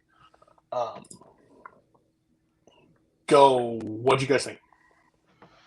Yeah, I mean, this is great. It's all winding down now. I loved kind of when Walt's there in the car talking with Saul and Bill Burr about that they're trying to find Jesse, and they talk about all the places they looked for him. And they talked about they staked out Badger and Skinny Pete, and they talked about some Babylon 5 thing for an hour or something like that. Check the go-karts, all that place, can't find it. Yeah. Yeah, and then pretty much kind of Jesse and Hank kind of teaming up. Jesse telling him everything, and it's not enough because it's just that's just the word of a drugged up crazy person versus Walt's word, especially with that tape that he's got there. So it's just not enough. He needs more, and just trying to get that last little bit there.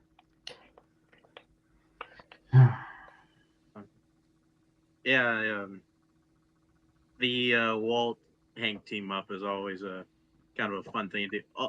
Also because like we talk about Jesse just getting fucked with, and even though like Hank is bringing Jesse onto his team, Hank is very much willing just to hang Jesse out to dry on this one. He's like, I'm like, well, I mean, if Walt kills him, we get it all on tape. I'm like, okay, bro. Like, I don't know what, but I mean, and again, we talked about the Walt Jesse thing, and I think probably one of my favorite scenes of that is when he's just kind of going through it. Jesse, like, listen, no, he clearly cares about you.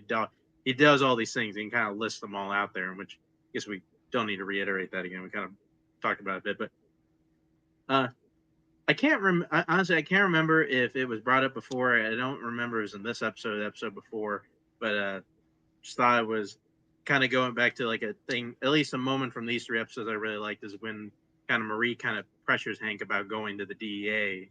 It's like, hey, why don't you just bring it? And he kind of makes the kind of thing like, listen, I bring this in, I'm done. Like, I'm not going back, which didn't even think about it until then. Oh yeah, like you'd be 100% fired after this. Like going to the DEA. Yeah, this Heisenberg guy turns out like he's my brother-in-law. I never fucking noticed it. No, My bad, you guys. gotta make sure you got the solid case before you can bring it in. But then, I mean, she brings up the great point too. Is like, what happens if they figure it out before you? I mean, then you look, especially with that tape, it's gonna look like you are covering it up. No, definitely leading in good, and really glad I scheduled it this way because these next 2 episodes are. I think we're going into what is probably going to be the best episode of our show. I think it'd be very hard for Oz to even screw it up. Challenge accepted. Oh, hour and 40 fucking minutes. I'll tell you, they have a real damn good shot. They can't string together 50 good minutes. Now we're gonna double it. I'm scared. Well, we might actually get to see like the whole Macbeth play. Maybe that'll be in the last episode.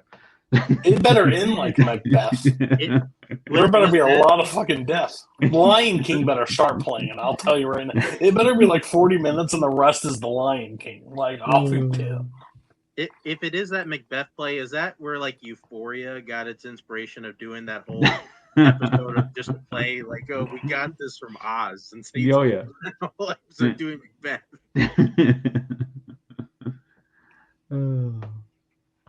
Okay.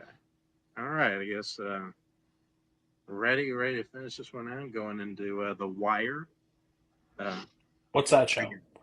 Oh, I just thought we were done. I'm so trained to Breaking Bad being last. Yeah, the best season ever.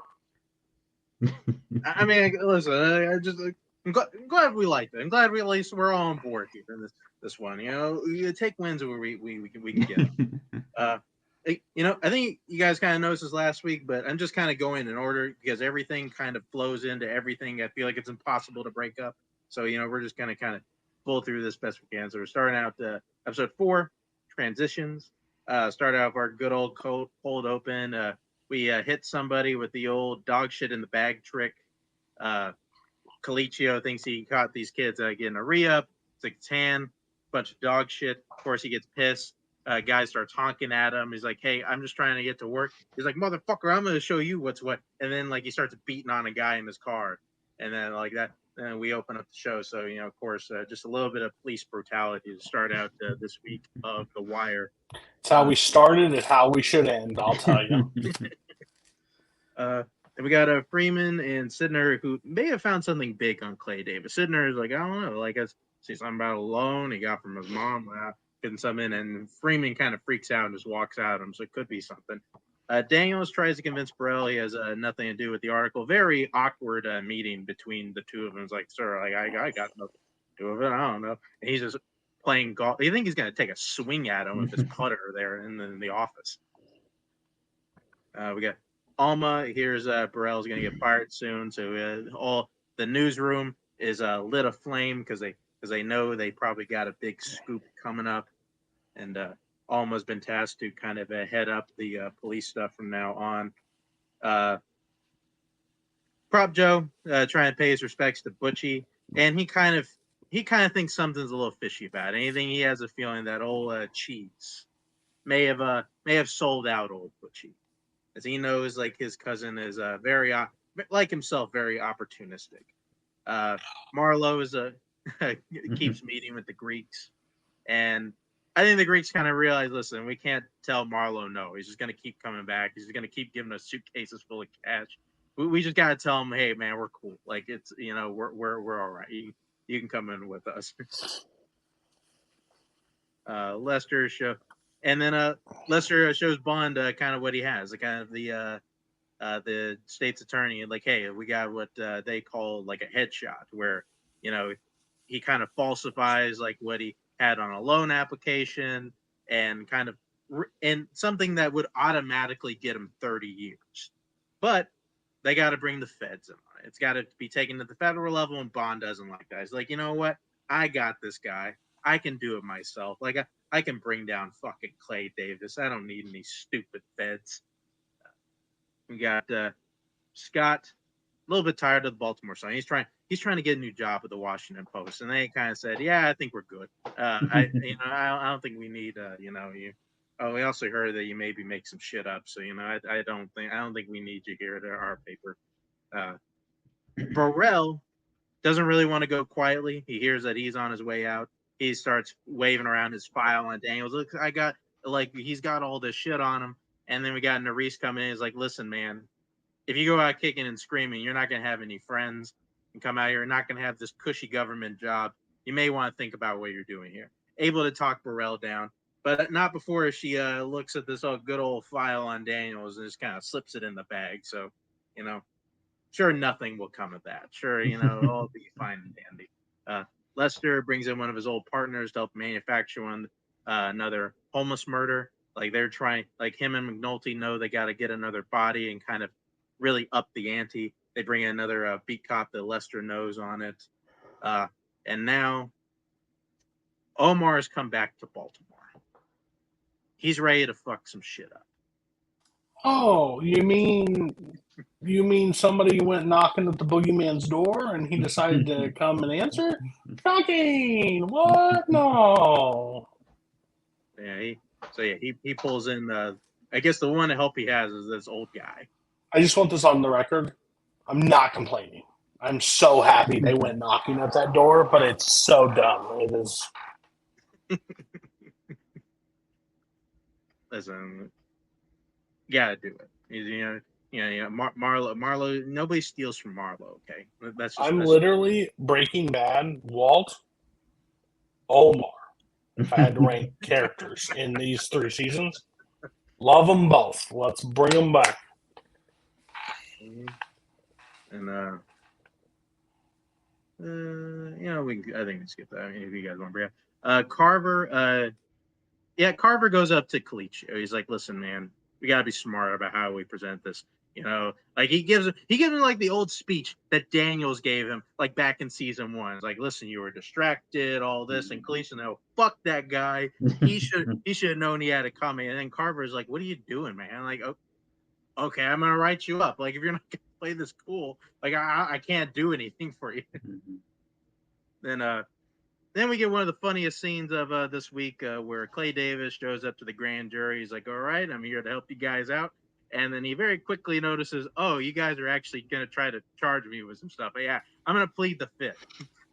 I'm out, bitch. And I love that press conference he holds right after is like, there's just some miscommunications, and I came to clear it up, and I'm happy to do so. Motherfucker, no, you're not. He comes with that politician. Oh no, partner, there's nothing going wrong. And you see the one moment he walks out the room all like flat and defeated, and then he like takes and like pump himself back up again. And then go on, and Kima's still trying to work her triple murder, kind of trying to get some type of interview with that kid that she pulled out of there. Of course, it goes nowhere. He's not talking. Although it does make her think about her young son. It's like, hey, I haven't seen my kid in a while. Maybe I'll try my ex, try to set something up. See what comes of that. We get into another co-op meeting, and there is, of course, a little bit of a squabble over some territory. Cheese maybe oversteps some boundaries. Prop Joe gives him a little spanking in the meeting, and Cheese, just doesn't take it that way. We get a kind of fun last conversation between Burrell and Rawls as Burrell's going out, where he makes kind of a good speech on something, and like, you know what, like, yeah, like I may not have like been the best at this job, but you know what? Like every mayor who's come in this town just keeps fucking with me on this one. They keep telling me different shit to do, and of course, like I'm gonna look like a piece of shit to them because they tell me to do one thing, then they decide the next day they want something completely different.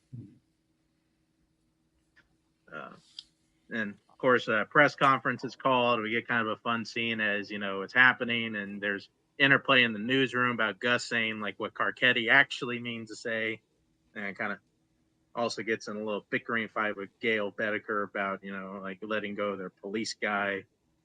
Then they also realize, hey, we actually have nobody covering this Clay Davis case, which like it's a city court. I only cover the federal court, and the guy is like, hey man, you want me to cover two courts? That's fine. Just shove a broom up my ass, I can sweep the floor while I'm at it. And Jimmy goes talk to the homeless, and I guess this is what you meant by Cody. We're seeing old characters because he's talking to the homeless, and we see Johnny 50 again. Like I guess the port stuff didn't quite work out for him, so he's just living in a tent. Yeah, it's like the Greeks come back. They've been missing for multiple seasons. Like they bring certain, you'll just notice certain side characters show back up, and you're like it's like going into like in your hometown, going to a store and be like, motherfucker, why am I seeing everybody from fucking high school? Like we all decided to go to Walmart together. Like it's that situation, like 100%. So no, I like it. I like it because at least in season 2, we got the sense that nothing good was going to happen after what happened with the port stuff, and the Wire's just confirming, hey, nothing did. It all sucked from that point forward.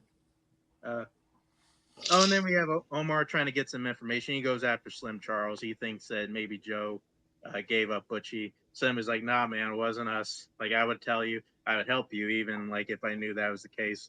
Omar believes him, decides not to kill him, just kind of leaves him bleeding in his awful apartment. I thought, Slim has, been like high-end muscle for like some of the biggest drug dealers. You think he would have a better place to live than the fucking projects, but I don't know. Chris and Snoop get Hungry Man for cheese. Kind of help him because he helped him out with the Butchie thing. Joe introduces Marlo to Levy, kind of help him kind of clean up his money a little bit. He has a fun little conversation with Herc. And even Herc has like a fun little back and forth for Prop Joe, which I thought was funny. Kima is able to get a play date with her son. Seems to go very well. And kind of a nice little moment in this episode.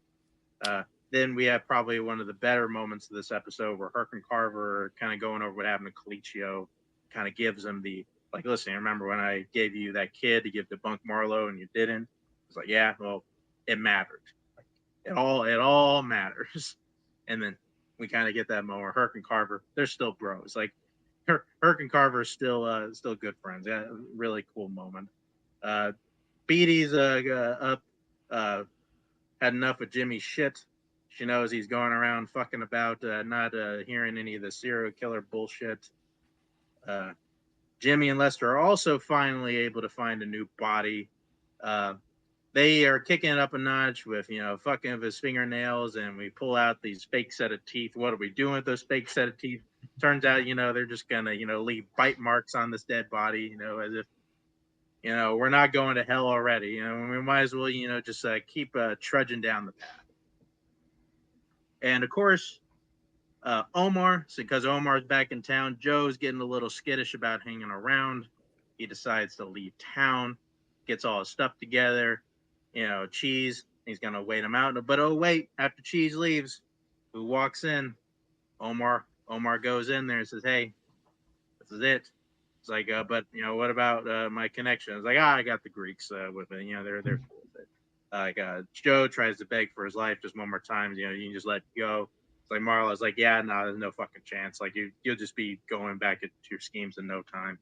And gives him this weird kind of creepy, kind of almost lullaby as Chris shoots him in the back of the fucking head. And Marlo is now the true drug kingpin of Baltimore. And that is the end of Transitions. Marlo's a real motherfucker. So I gave this show shit, and I'm not backpedaling. But I will say, I think this show is so hard, like, to make.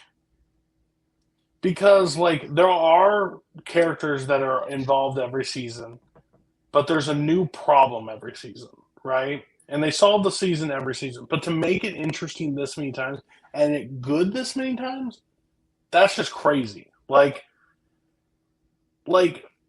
the reason why like Breaking Bad doesn't have a bad season basically is because it's a through line story that goes throughout everything. And if you buy in on the season 1 episode 1, you'll buy in on episode season 5 episode 16. Like it is the through line of that story. This is there are players we know personal lives about some, but there's no like real like ties like that like are make or break. I think there were more like at the beginning of seasons of personal life stuff involved. They kind of went away from that in the past couple seasons, um, which should have hurt the show.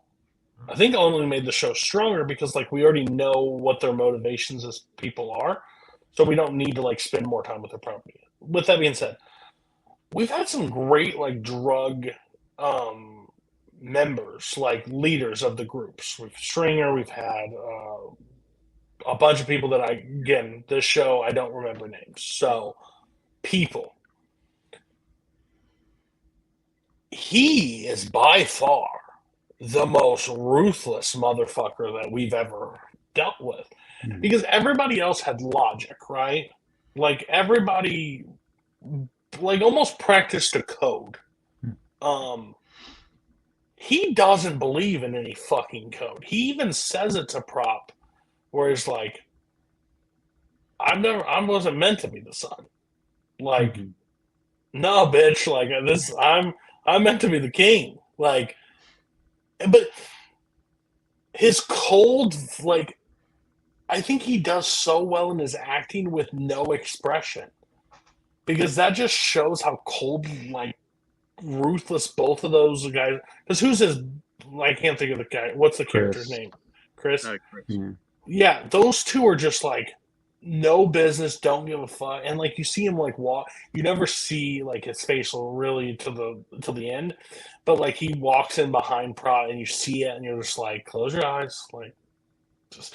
And I just love. He's like, got a proposition for you. He's like, I'll just disappear, and he's like, you will be in mischief in a second if we let you go. Like there's not a shot in hell. Like this is, but it's like so interesting. Like they pulled Omar back out. Like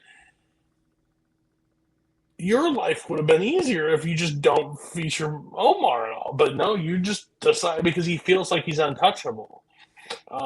So like, I think this is like one of the most interesting characters. Like, and a mean motherfucker. Like, I'm not the biggest like prop Joe guy. Like, I'm not like that's my favorite character, but like.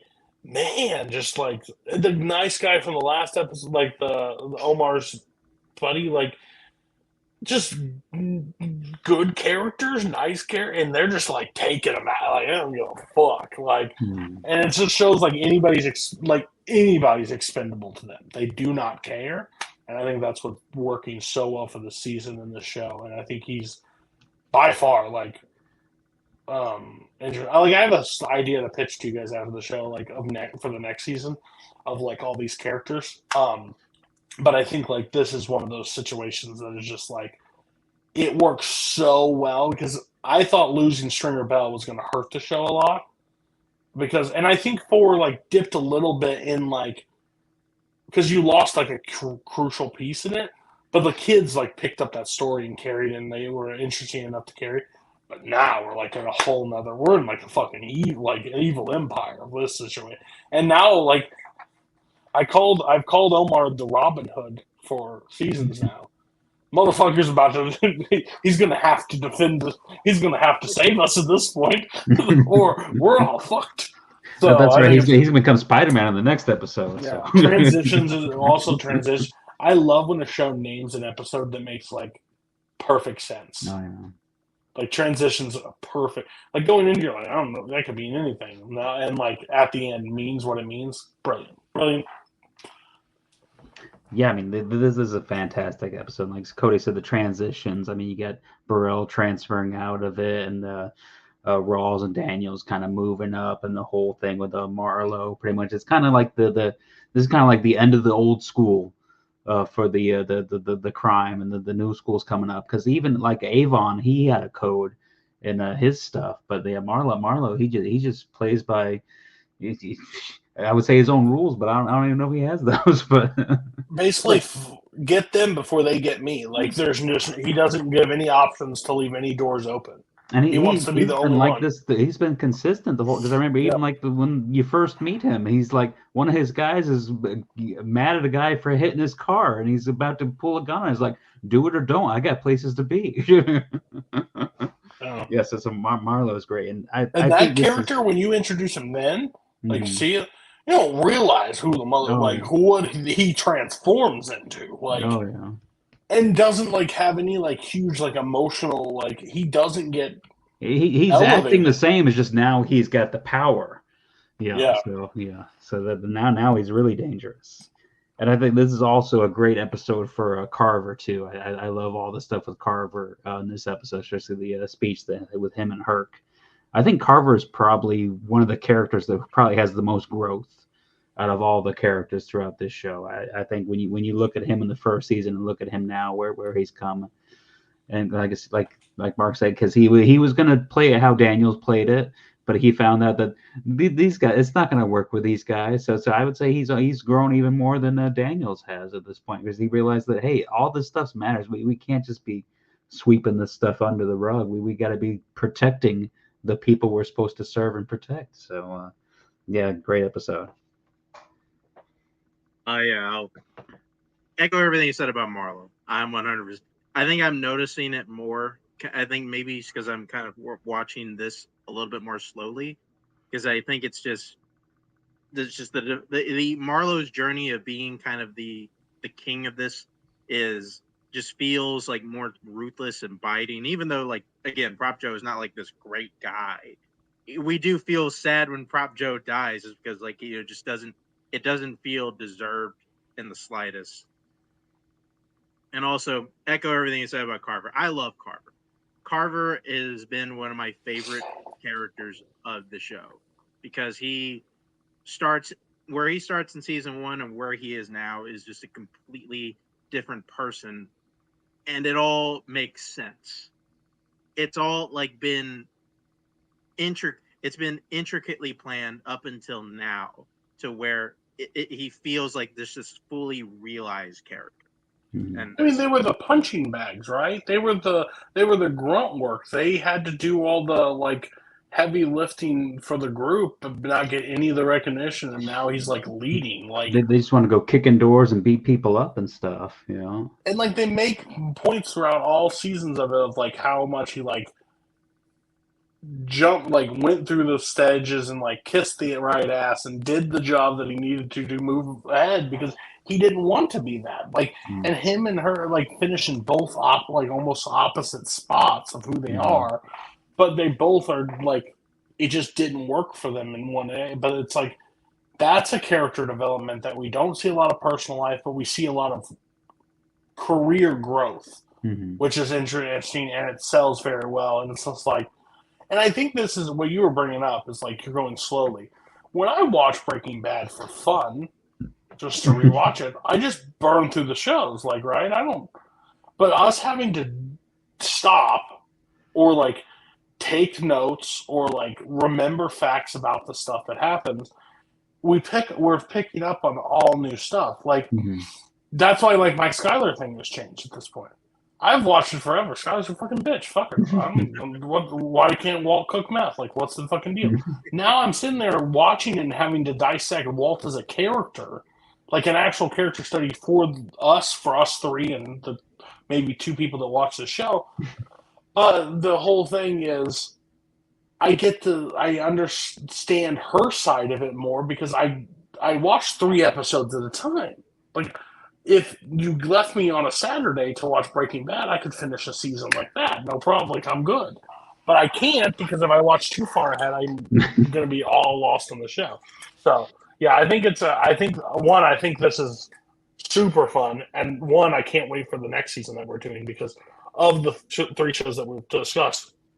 There's so much that I've looked into that is like not like spoilers, but like what it's about. I think it's going to be like a fascinating study. I think we picked like three similar, but like also like polar opposite shows like that have so much like character studies in them that I think it's going to be interesting to actually have a deep dive. So sorry I hijacked it. Go to episode 2. I admit. Most I've ever talked about The Wire in the whole fucking season is season 5. So Yeah, I'm not gonna stop. You can keep going. Waited my turn. Waited my good time. Remember, it took longer than we thought to convert you, but we're happy that we finally got you. I talked for the first 2 seasons of it, not knowing fucking dick. So glad I passed it to Mark.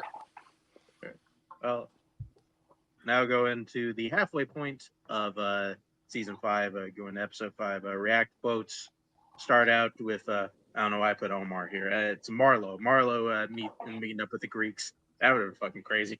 Whoa!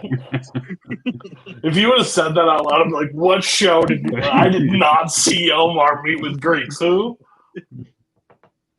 Yeah, Marlo's meeting up with the Greeks, kind of talking about life after Joe. They seem okay with it, kind of saying where do things go. Kind of gives them a phone to kind of use for meets. Kind of mysterious how they're going to use it. We'll see how, like, kind of we'll learn more about that. Now they're just kind of buckling down and kind of waiting for Omar to make his move because they know that he is going to be on them. McNulty calls the paper, tells him about a new motive on these homeless murders. He doesn't really elaborate, so the paper doesn't really they're not gonna print a serial killer killing homeless men. He's doing sexual things. That's not enough for the Baltimore Sun. They need they're a stickler for the details. And then also kind of love how we're at the very beginning of this, and she gives several Alma gives several stories to Gus of crime stories to run in the paper, and she just mentions Joe's murder just on an offshoot. He's like, oh yeah, just put all 3 of those in a paragraph. That's fine. Which just kind of tells us how little of importance Joe's life is to just the grander scheme of things. And of that city, the amount of people that know Prop Joe, probably not the people that read the paper, but overall, you would think.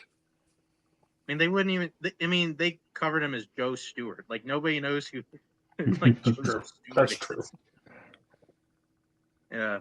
You see Bond holding up a press conference for the Clay Davis trial. They kind of make note that Tommy and his guys make note that Bond's looking good for the mayoral race going forward, if he can pull it off. I was wondering what the hell this was. See Dookie walking Bug off from school. Of course, that little asshole Kennard throws a bottle at him, so Duke goes to take a swing at him. Spider doesn't like that, and then Spider goes to beat the shit out of Dookie because he's got to protect his guy. Tries to go to Cuddy to learn how to fight, and Cuddy realizes pretty quickly, this is not in. It's not going to be in your wheelhouse, Dookie. You can't fucking. Levy, we meet Marlo meeting up with Levy. Marlo gives him a cell phone number, and we see Levy almost jump out of his clothes. He realizes, oh shit, he's got a phone number. That means we're about to be, we're about to get in a wiretap case, and that's when he's really going to spend the big bucks on me. We see Omar making his move on the first person in Marlo's crew. He's going after Monk. He starts camping out at his apartment complex, try to hit him at the most opportune time. McNulty finally gives up the biting angle to the papers, kind of trying to get some things forward. And of course, after, he's a little bit more forthcoming, does make the front page, because, we want to hear about, we want to hear about a murderer, biting homeless people's nipples, on the, in the Baltimore Sun. You got Cuddy now trying to convince Dookie to kind of, you don't really need to be a part of the corner life. You can just kind of be something else, trying to get him kind of out of that. Because for whatever reason, Dookie still kind of wants to be about that life. He still kind of wants to make that work. He feels like he has the game in him in that sense. And even though McNulty starts brandishing, hey, I got this front page news thing here with the homeless murders, doesn't really go anywhere. Jay says, all right, you can have unlimited OT for yourself and one other detective. Attaboy. Go at it. Turns out they gives him Kima, tells Kima, it's like, listen, just keep working your triple murder and like I'll cover it. You don't need to worry about the shit. So like Jimmy's still not getting any help, even though he's starting to get more word on his murders. Herc is able to snag the phone number from Marlowe from Levy's office. He gives it to Carver, which Carver would eventually hand that over to Lester. So now Lester has a fresh cell number for Marlowe. We get a pretty funny Clay scene where he starts bitching over Nerys, get his best she like of the series, easily the best. Longest she. Like, she almost breaks, too. Like, you can almost see her, like, crap. I'm like, motherfucker. But he's like, I only got one more, like, really left in me, so I'm just going to let it out. Then after that, he starts making the round. He starts going everywhere trying to make his big innocent claims. He's, pounding the pavement. He's holding, like, this press conference on the steps of wherever. He's going on these radio shows. Like, he's trying to prove to the people that he is innocent. We got, and then kind of like in a weird off-brand where like Marlowe and his crew are kind of hanging out. They seem somewhat aware that Omar is watching them, that they know Omar is out there kind of on the outside of this Monk's apartment building, just watching them. Dookie still kind of wants to learn how to defend himself, so Michael takes him shooting. And of course, Dookie doesn't take to that either. He can't shoot a gun.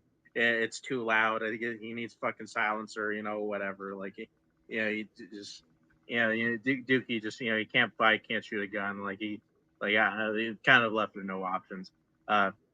Scott goes and interviews some people at the soup kitchen, trying to get like kind of a beat on the homeless. Eventually, goes out there on the streets, just trying to get some talking. He talks to some interesting characters who believes that the person murdering the homeless is Satan himself, and he says he is just getting started. They kind of said that. Lester tries to go over to Daniels after getting a fresh number from for Marlowe, and Lester saying, "Hey man, I just need a little bit here," and Daniels like, "Motherfucker, there's a homeless serial killer out there, and I just got 2 detectives working overtime, and you're talking to me about surveillance teams. Like that shit's gonna fucking happen. Like, you can keep dreaming, buddy." Then we see Scott comes back with like what seems to be a pretty good homeless story. But then when he says the name of the father, realize, wait a second, that's the Satan guy. Like, it wasn't like this wasn't like the dad. He wasn't a father of 4. So like, this is the very first time we can for sure say that Scott just completely bullshitted the story just out of nowhere. Like, and then we got Lester and McNulty. They're kind of annoyed nothing's coming from their serial killer, and they are trying to scheme a way to get a wiretap out of it, because now Lester does have a fresh phone number. But they're not sure how to go about that. McNulty sees his ex-wife. She warns him that he's losing Beatty. Beatty's kind of bouncing off the walls a bit. She goes to see Bunk, kind of puts him on the spot, say, "Hey, like, gotta tell me what Jimmy's doing. I'm ready to put him out." Bunk still doesn't give up his buddy, even though he's super pissed at him. Then checking in on Bubbles, he gets pressed again about serving food in that food kitchen, though he is worried he has AIDS. Because he's been on the street for a while. He's shared needles, did pretty much every bad thing that you would expect, and it gets Waylon, takes him to the go ahead. This show started when? Early 2000s, yeah. And he's worried in 2008? Fucking wild. Just wild. I'm just saying, like, Well, man. before he was kind of high. He probably didn't really care I mean, about he it was so high much on then. heroin for right You know what? You You know what? Checkmate. You got me. Did not factor in the smack argument. That's fair. Sure. I will sit Well, back. he didn't have anything to worry about because he figures out he doesn't have it. So, he's all good there. But he still kind of wants the shame of it. Waylon's like, listen, man, you got to find someone else to have the shame for because it's not going to be AIDS, so you don't have it. And then something kind of weird happens because Scott, he's out there. Like we see, Scott, he goes out to a payphone, calls on a payphone, and we hear his cell phone ring, and we see him like writing some shit, and we don't know what's going on. And then McNulty gets a call, says, "Hey, the Sun paper just called. One of the reporters was contacted by the serial killer." And McNulty is like, "The fuck you talking about? Contacted by the serial killer?" So he goes to meet with him. He tells a story. McNulty knows it's bullshit, and then McNulty is like, "Yeah, we actually got a call from the station. A lot of things you heard about. They used the number 12. This stuff." And Scott's like, "Wait, he got another call?" I just love that McNulty just doubles down on his bullshit. It's because like, wait, I know I'm lying. Is he lying too? A very funny border, and especially as it ends, Gus is like, "Yeah, if you were to tell me 10 minutes ago, I would have told you this is all bullshit." So, unfortunately, everybody possibly on the same page that everybody is just lying their fucking ass off. But McNulty, though, is playing a 4D chess because he realizes that once this fake call is made, this is the wiretap. They can easily set up a wiretap over a fake wiretap, a completely phony ass wiretap over at Homicide, but then they set up the real wiretap over where Lester is, and now he can listen into all of Marlowe's stuff. And he then, when he gets his first call, realizes, oh, there's some like kind of weird shit on here. I don't actually know what's saying, like 30 seconds of silence. Like, I don't know what that is. We will get into that later.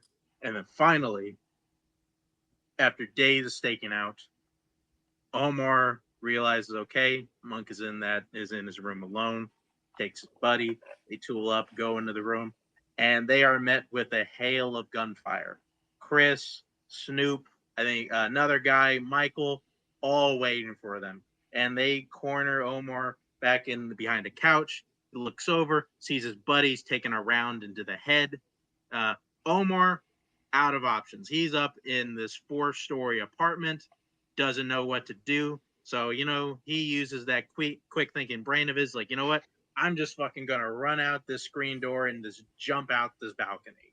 And fucking Chris, Snoop, Michael look over the ledge, don't see anybody. Fucking gone. Michael A Myers fucking shit. phantom. Gone. That is the end of React Quotes. You think he got him? You don't. Fucking gone. Oh yeah. Yeah. And I love he is the boogeyman. Like everybody's face when I looked over that bush and looked down and I'm like, the fuck? Gone. Gone.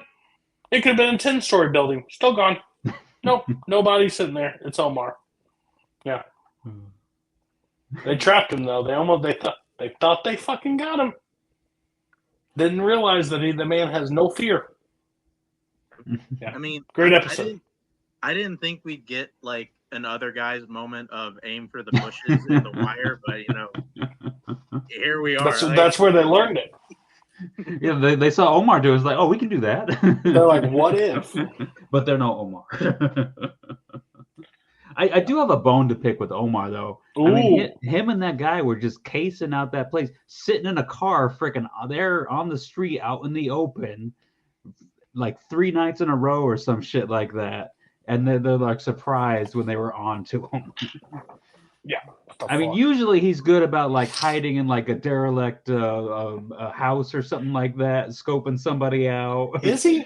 The motherfucker sings down the streets when he's coming at people. He Well, doesn't. that's when he's coming out. When he's doing a stakeout, he's usually better than this. Yeah, there was holes in this game. I mean, I want to agree with you, Matt, but there have been plenty of times where I'm saying, like, you know what? If anybody's paying attention, they should see this taxi cab's been sitting at the end of the block for like a week. Yeah, Like, yeah. this guy's not making any money. Like, there's something up with that. But I just think that they're all on high alert, right? Mm. Honestly, Omar has a pretty bad track record when he ambushes. He does get unlucky a lot. Like when he knows a target and he goes for it, but when it's involved in a shootout or a gun, and man don't do very well. Mm. He's better with hand-to-hand, one-on-one combat versus multiple. Because think about when the girl got shot in the head, right? Like they struggled with that situation. Like you think you got him, and sometimes he's just too cocky. You mean when he's got a shotgun that can shoot all the way down to the other end of the block? Yeah. Yeah. Motherfucker's got a sniper in that fucking bullet. And the old guy that's with him, that's actually the guy that Omar is loosely based off of. And allegedly, he had a scenario where he was cornered and had to jump out of a building. I don't know if it was 4 stories. Is that real? Are you just making shit up? No, no, yeah. I figured they heard about this at some point, because there's no way they put this in the show and like not have at least some anecdotal evidence. I was not aware that they have like an Omar like character also in the show. So the guy he's working, yeah, the older guy he's working with, that's the kind of guy that they based Omar off of. Some of his stories and some of the stuff that he used to do. No disrespect to this man. Far less cool than Omar. I would not believe that for a little bit. So I would not believe that he did what Omar did. If he jumped, he dies. Might have been a 2-story building that he jumped. Great episode though. Great episode. Again, I know this is going to be unpopular. I'm going to McNulty's shit is just cuckoo for fucking Cocoa Puffs at this point. I don't love the serial killer stuff. I don't love the serial killer stuff. It just feels like, I know they're defunding the police and that's cool and all, like whatever your political stance is, but listen, this just makes no sense. Like, and the fact that they just don't buy, like, what was it last? Well, no, it wasn't last season. It was the season before we had to drop murder rates. Mm-hmm. Now we have a serial killer, and now we're like, shut up. What the fuck are we talking about? It's just weird. I understand where they're going with it. Again, honestly, I said this last time. If Kima started doing this shit, I'm like, the fuck, this man. Of anybody to do it. Oh yeah. Jimmy is the guy to do it. Like, that makes perfect sense. It just, I don't, like, it's weird. It's just a weird. Yeah, any other character would be completely unbelievable. Yeah, here overall, it's still a stretch, but you can see him trying something like this. They got time to make it interesting, like for me. But right now, I'm like, can we go back to the Omar like stuff? I mean, you're not necessarily wrong. It is very unlike The Wire. But well, thank you for agreeing with me, because when shit's bad, you can just agree with it. It's all right. I mean, listen, it is a thing that people brought up about the show a lot. That the serial killer stuff is kind of a little bit out there and kind of unlike The Wire. Although we are getting into a point where they are just kind of going kind of full TV with it. And when we get into that fucking boardroom and we got like several people lying their ass off, that part's good. It's fun, man. Like, yeah, come on. No, you're right. Listen, when we get to season 7 of this show and we do Law and Order SVU, and we find out like how crazy all those stories are. No, I'm just kidding. But no, like I'm with you. Like I'm with you. Like I understand where it's going. It's just it feels the most unwire thing. Yeah, that's ever been. And I like the last time where the hint of the phone and stuff.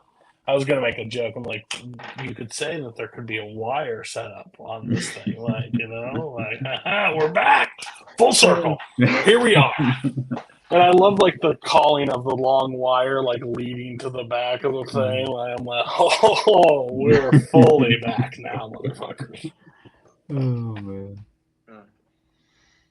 No. Well, let's. It might be long. I don't know. It looks about the same. Oh, get into the last episode, the episode 6, the Dickensian aspect.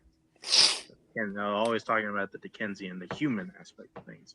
Name an episode. Not 100% sure. Anyway, and as we just talked about, cold open, Marlowe and crew searching everywhere for Omar. They can't fucking find him. And of course, they go and tell this to Marlowe, and he, of course, is shocked, stumped, cannot believe it. Like, what are you? He can't even be mad that. Oh wait, you had Omar trapped in this 4-story apartment. He jumped out, and he can't. Like, okay, like I mean, I'm like, you're okay, Chris. You know, we're cool. I love that he actually went to the scene and was like, so where was he? Though maybe they deserve a little bit of shit because, as it turns out, Omar was hiding at the bottom of the building that he jumped out of. He just went into the janitor closet, nursing what seems to be a broken leg. I'm not 100% sure. I'm not a doctor, but most likely a broken leg. So he limps on out of there. I guess, Chris and Snoop and guy didn't think to look at, the building he jumped out of, for whatever. I'm sure Omar locked it once he went inside. So Guns couldn't break a lock. So then Lester decides to bring in somebody else in on the conspiracy. He decides to bring in Sidner because, Sidner is just, the Lester's guy at this point. Like, Sidner can be trusted. And Sidner is at least somewhat willing to go in as long as, this brings in the case on Marlowe. Carcetti has a couple of key political moments. We see him giving his kind of a rejuvenating some housing projects down at the port. We see good old Nikki Sabatka incredibly upset about building up the ports because kind of what his uncle said would happen did happen. So now the ports are dead. But, we're never going to see him again. So that's it. And then we also see him give a fired up speech about the homeless murders. He has a very very fire and brimstone, like, we're going to catch this son of a bitch type speech, and we're going to protect our homeless. It kind of gives everybody thinking, hey, we're going to, do this. And Daniels also goes up, gives a great press conference, kind of thrown to the wolves a little bit there by Rawls, but, he's able to handle himself. And then, yeah, of course, everybody walks out, hey, I guess we're really going to catch this fucking serial killer. It's like, no, nothing's going to change. Like, we're overtime, same for the whatever, but he wants it done, but he doesn't want, he just don't want to spend any money. Like, Bunk tries to see if Randy will talk now. Of course he doesn't. He is now I don't know if he's into the gang life or just hardened or whatever, but he's not talking to the fucking cops anymore. He's learned his lesson on that end. For some reason McNulty wanted to get a wire on Scott's phone. Doesn't get any traction on that. I'm not really sure if McNulty was thinking there. Kima learned enough about her triple murder to know that it goes back to Marlowe. So now that's another homicide stacked on the vacant murders. And Bunk has finally had enough. He's been getting, he can't get lab work on the vacant houses, kind of figure out DNA evidence. He finally puts this head lab guy's balls in a vice, say, hey, what the fuck's going on? It's like, listen, here's the deal. We had this temp worker. She doesn't understand English, and she categorized all this DNA evidence for all this. So we don't actually know where all this came from. You can't use this to bring up any case. So we're kind of fucked here. And but don't worry, she's still working in the lab. So I'm pretty sure she won't fuck anything else up. And then, we find out McDonald's fire. I'll talk to you. And then, co-op meeting finally takes place after Joe and Hungry Man have been killed. Marlowe gets up, says, hey, it's my fault. I put the word on the hit on Omar. Omar killed Joe and Hungry Man. So now, like, I'm gonna put out a bounty on him to kind of help us kill this guy. And then he pretty much says, "Listen, gotta put cheese kind of on what Hungry Man had. If you need some re-ups, talk to Cheese or talk to Chris. Also, I don't really like meetings anymore, so we're not gonna meet up anymore. And I'm gonna charge you more for the heroin we're bringing in. So good day, everybody." And we got fun blast on the blast. Notice we get Scott. He's gonna get he's on TV, goes on Nancy Grace. I forgot that bitch ever existed. Omar holds up one of the co-op members.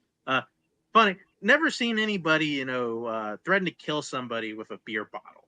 Like able to fool that guy like he's got a gun on him, pulls out a beer bottle on him. He tells him, "Hey, I'm calling Omar a bitch. He's not doesn't have hard enough to meet me out here in the streets. You know, make sure he knows that." He's like, "All right, let me ask you something. Did you kill a Hungry Man and Joe?" Omar just laughs. He's like, "Yeah, didn't think so." Bunk starts working the long shots to kind of figure out where to go with these vacant murders, and he comes across Michael's stepfather's homicide file. Sees something that doesn't quite fit here. He says he's gonna try to work it, see like what comes of it. Tommy's team, after seeing kind of how he gave his speech on the homeless murders, thinks, you know what, you can kind of turn this into your thing. This homeless issue could be a thing, to kind of get some political traction. Which, weirdly enough, he's like, "Huh, fucking homeless. Didn't think of it. They can be my thing, I guess." Then Bunk goes talk to Michael's mother, and realizes after talking with her that Michael has a bit of a Marlowe connection. This also fits, but it's not a part of the vacant murders. So, maybe, we can kind of pull something out of this to make a connection.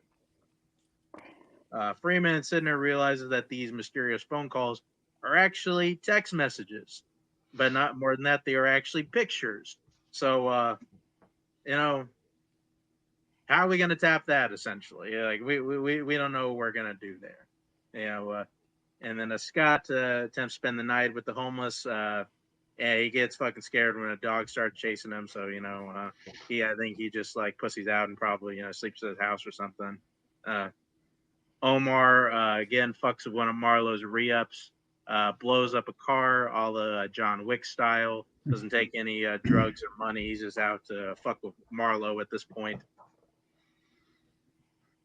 And as I said, Freeman and McNulty are a bit of a standstill. McNulty doesn't really know what to do anymore. He's like, "Listen, we can't get any more manpower. They're not going to give us anything. Now you're telling me we got to figure out how to tap text messages. I don't know how the fuck we're going to do that." And also, because we kind of up the profile on these homeless murders, we're not going to be able to manipulate another one. So we got to figure out how to get more money for our thing without actually having to produce another body. And Scott goes back on the streets, ends up talking to a homeless vet, and he tells him like his worst combat story, essentially, when he went out and like his buddy got hands blown off. Kind of a really neat story, honestly, like something that actually probably could go well in the paper. But also, he's getting some shit. Apparently, caught a little bit of shit for like that seafood allergy story of this mother dying. Gus goes up to Scott and like, "Hey, you mind following up on this? Apparently, like these kids didn't get the scholarship money that you said they got." It's like, "All right, figure it out." And so he's got a little bit more to do there. Bunk takes Michael's stepfather's case back to the lab guys, tests down the DNA murders, but they said, "Hey, we're kind of backed up on these homeless killing murders," which pisses off Bunk to no end because he does realize that if he kind of wants to put this one down, he probably has to go and grovel to McNulty about it. Scott gets the veteran war story published. He gets a lot of attaboys. We don't really hear too many details about it, but he is able to talk his way out of that retraction on the Seafish mother story. Is at least able to hold off Gus for now. And then, man, if we thought things got weird last episode, McNulty No. finds a guy, finds a homeless man who seems to be a little bit outside of his mind, or he's kind of definitely seems to be a little bit out there. He kind of sees this guy walking around. It's like, and he kind of gets this guy to get into his car. He says he gives him $100, gets him in his car, and then brings him over to Freeman. Says, hey, I got an idea. Why don't we take this guy? We put a ribbon around him. We take a picture of him, and then we call that newspaper guy, and we say, hey, actually, I'm the killer. You're not going to find these bodies anymore. You're just going to get pictures of them, and we can use that to get the text message picture wiretap on this. And of course, they freak out about it a little bit because it's kind of fucking crazy. Because we're kidnapping this guy. It's like, hey, don't listen. We'll have Marlowe by then, so it's not going to matter. So Freeman goes along with it. They take this poor guy over to Washington just to hang out for at least a bit while they get this whole thing going. And of course, now McNulty puts this guy in this homeless shelter, starts to feel bad about it, walks out of it, and that is the end of what the fuck is episode called? The Dickensian aspect. What are your thoughts? Yeah, I mean, this is definitely a fun one. I think there's some really good moments. I love the Littlefinger speech there. I love that he's like condemning the reporters, like, I was just over here doing this good thing, but you guys only care about the bad news. What's up with that? It was good to see Randy again. I'm glad he at least learned his lesson about snitching, but it's kind of hard to see that he's kind of had to toughen himself up in order to survive over there. But I'm glad to see that he's at least adapted, I guess, to his new life. Who knows what it'll be like for him going forward from there. I like that McNulty is kind of getting a taste of what management is like, having to deal with people. I love when he tells Lester's like, now I know why Daniels used to always get that look in his eyes when you come to him with this bullshit. But yeah, the homeless guy is just oh, that's pretty much a walking zombie. Yeah, wild. Yeah, the serial thing just kept continuing to go crazy. Omar sending the messages just perfect. Like, again, he's not the most subtle guy ever. We will say that. You explode a car in the middle of, like, buddy, you can leave this guy, but no one on God's green earth will know this as anybody else but Omar. So, like, don't think you need to worry about that. They'll know it's you. So yeah, I think it's a great episode. I think it's leading towards the most chaotic season finale. I mean, it has to be. Like, we have fucking serial killer, and we have fucking Omar and Marlowe collision course. Like, it's coming. Like, and it's going to end in a fucking misery, and I can't wait. So great episode. I can't wait. I mean, maybe twos are going to kill me from now on, the next two, but I mean, yeah, it's just I've said this listen, I can't.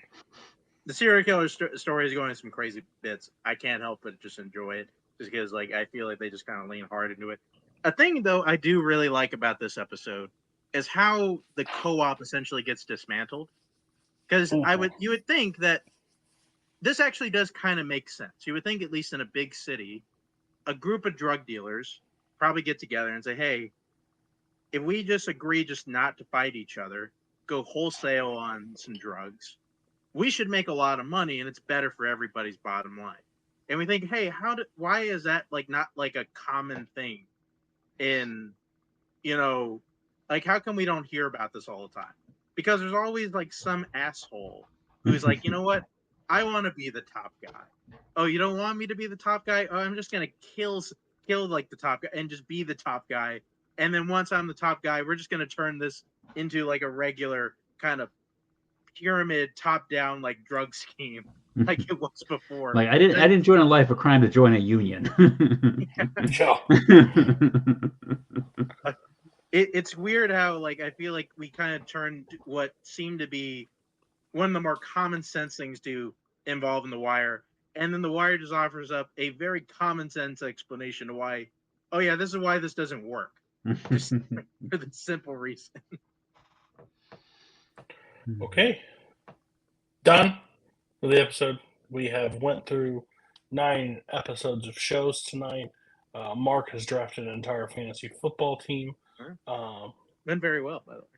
Good. We'll figure out how it goes. Again, we have 3 more episodes. Basically, what we will do is 2 to finish out. Then we will do. We will rank the season as is. We will end it there. Then we will do El Camino. We'll probably do the Oz film, and we'll talk about Wire, like our overall thoughts. And then we will do the ranking of the series. The overall series gets a letter grade from all of us, which should be 2 non-mysteries and 1 dumpster fire. But we'll be there to get it all. And then we will talk about. We'll wait till discuss what we're doing for season 2 because we are going to take a little bit of a break. Audience won't fucking know the break at all, but we will. But we'll talk about what we're doing after that and introduce the new shows because I think they're going to be great. I don't think there's an Oz in the next one, so that should be fun. Maybe I may hate one of these. Like there's a chance I could hate one of these. I just don't know it yet. But we will be back next week. So bye-bye. Thanks for watching. Peace out.